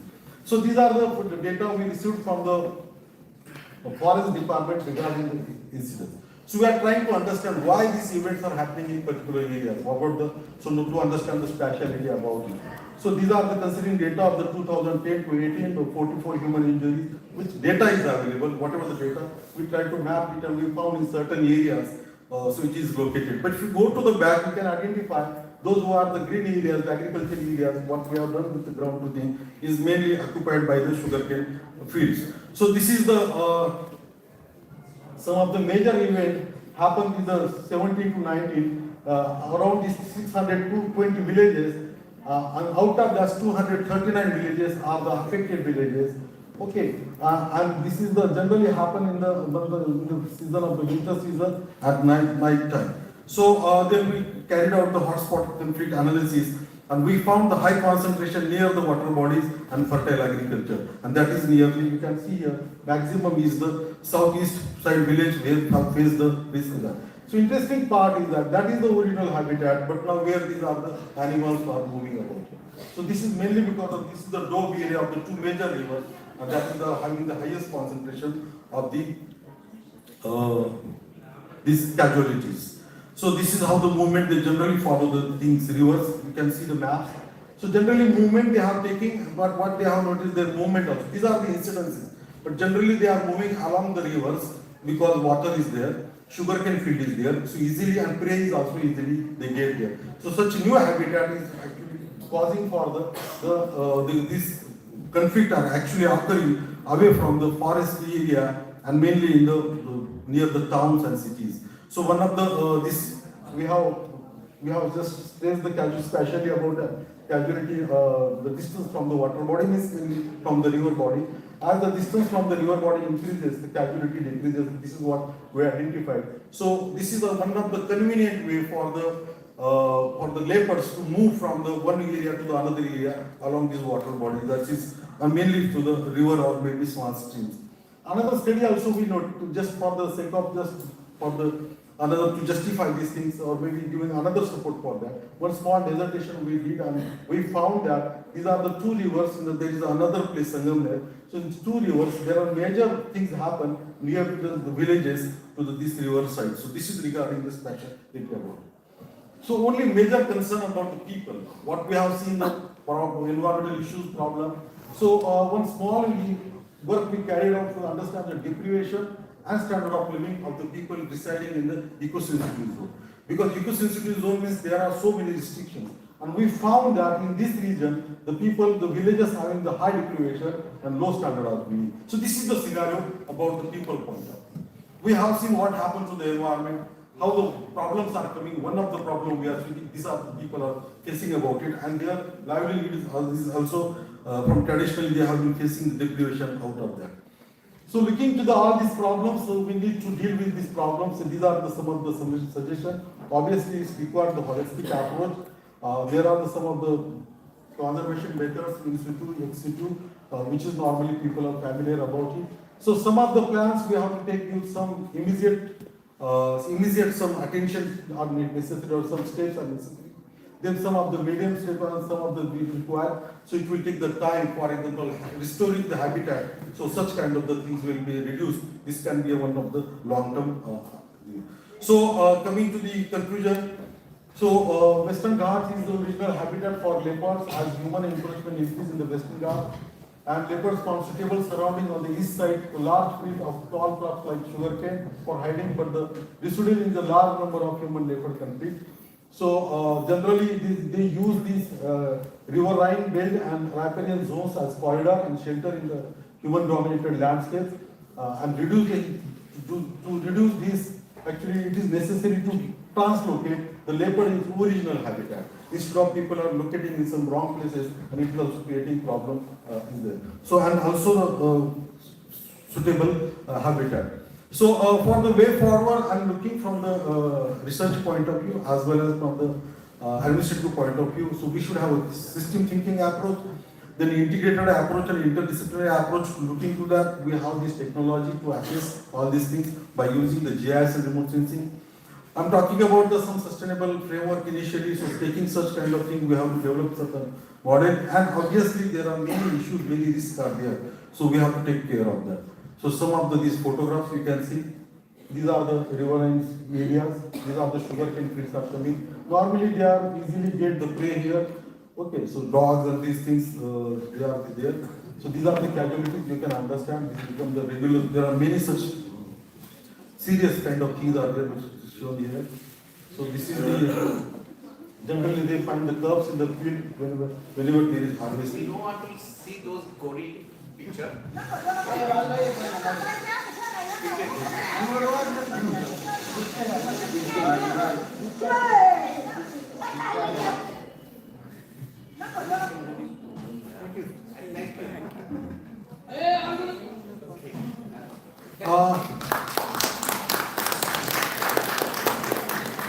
So thank you, Professor Dhiraj. We have exceeded the time by 5 to 7 minutes, and I don't think we can take more than one question. If there is, please. So thank you so much for introducing our topic. So my name is Dhiraj Barman. I'm from the Department of Sociology. So my question pertains to, as you interestingly mentioned, the idea of habitat in terms of sugar production and how the leopards are using it as the bushes to hide. So in terms of habitat, sir, as you intriguingly portrayed through the map phenomena, so I was wondering the difference between the idea of sustainability and habitat, whereby sustainability, is it a human concern or is it human coexistence with the animal, or habitat becomes more in a macro perspective where the whole comes together. So if you could kindly just explain the difference between please. So question is the subjective to usko repeat. Anyway, so coming to the quickly point, habitat regarding the here we are thinking a place which is required for the such kind of animals. Each animal has required its own habitat style. From those who are in such a big animals like maybe a lion, maybe a tiger, maybe a leopard, they require a bigger area for their habitat. So earlier that was the area is there.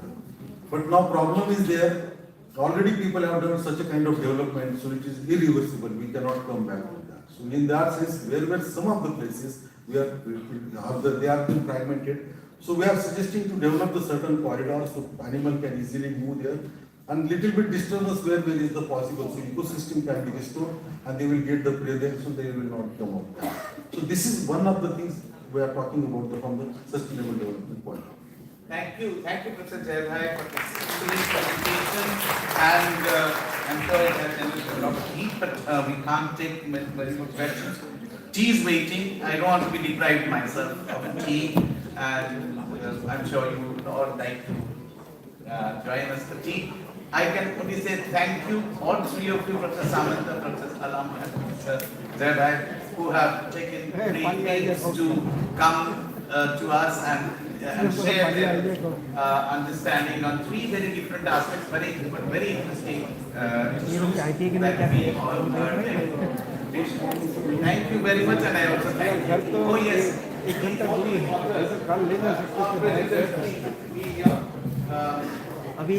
I would request the convener, Dr. Dhiraj Barman, to kindly felicitate the speakers.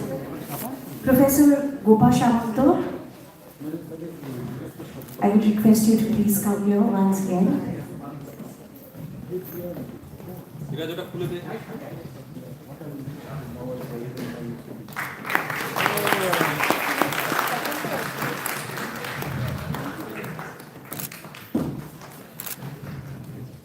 Now I would request Professor Sarfaraz Alam. Sir, he is being felicitated by Dr. Barman.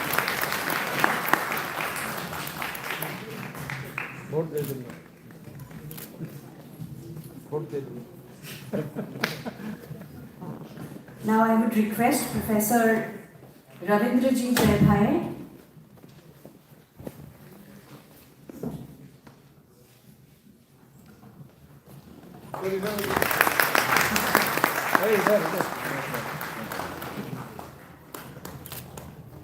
Now you have joined the club of selected few.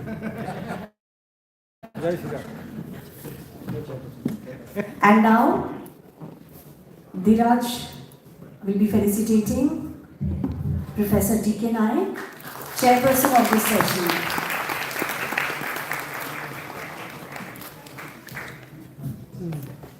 We have a short break of 10 minutes. Tea is being served outside. You're all requested to go outside and have tea. Thank you.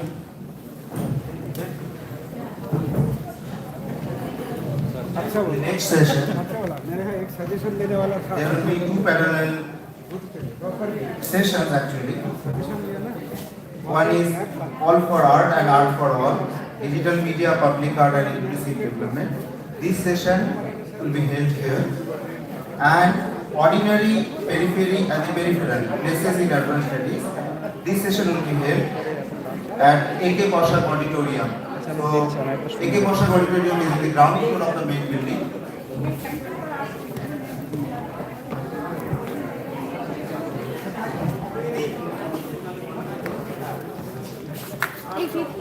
Fine.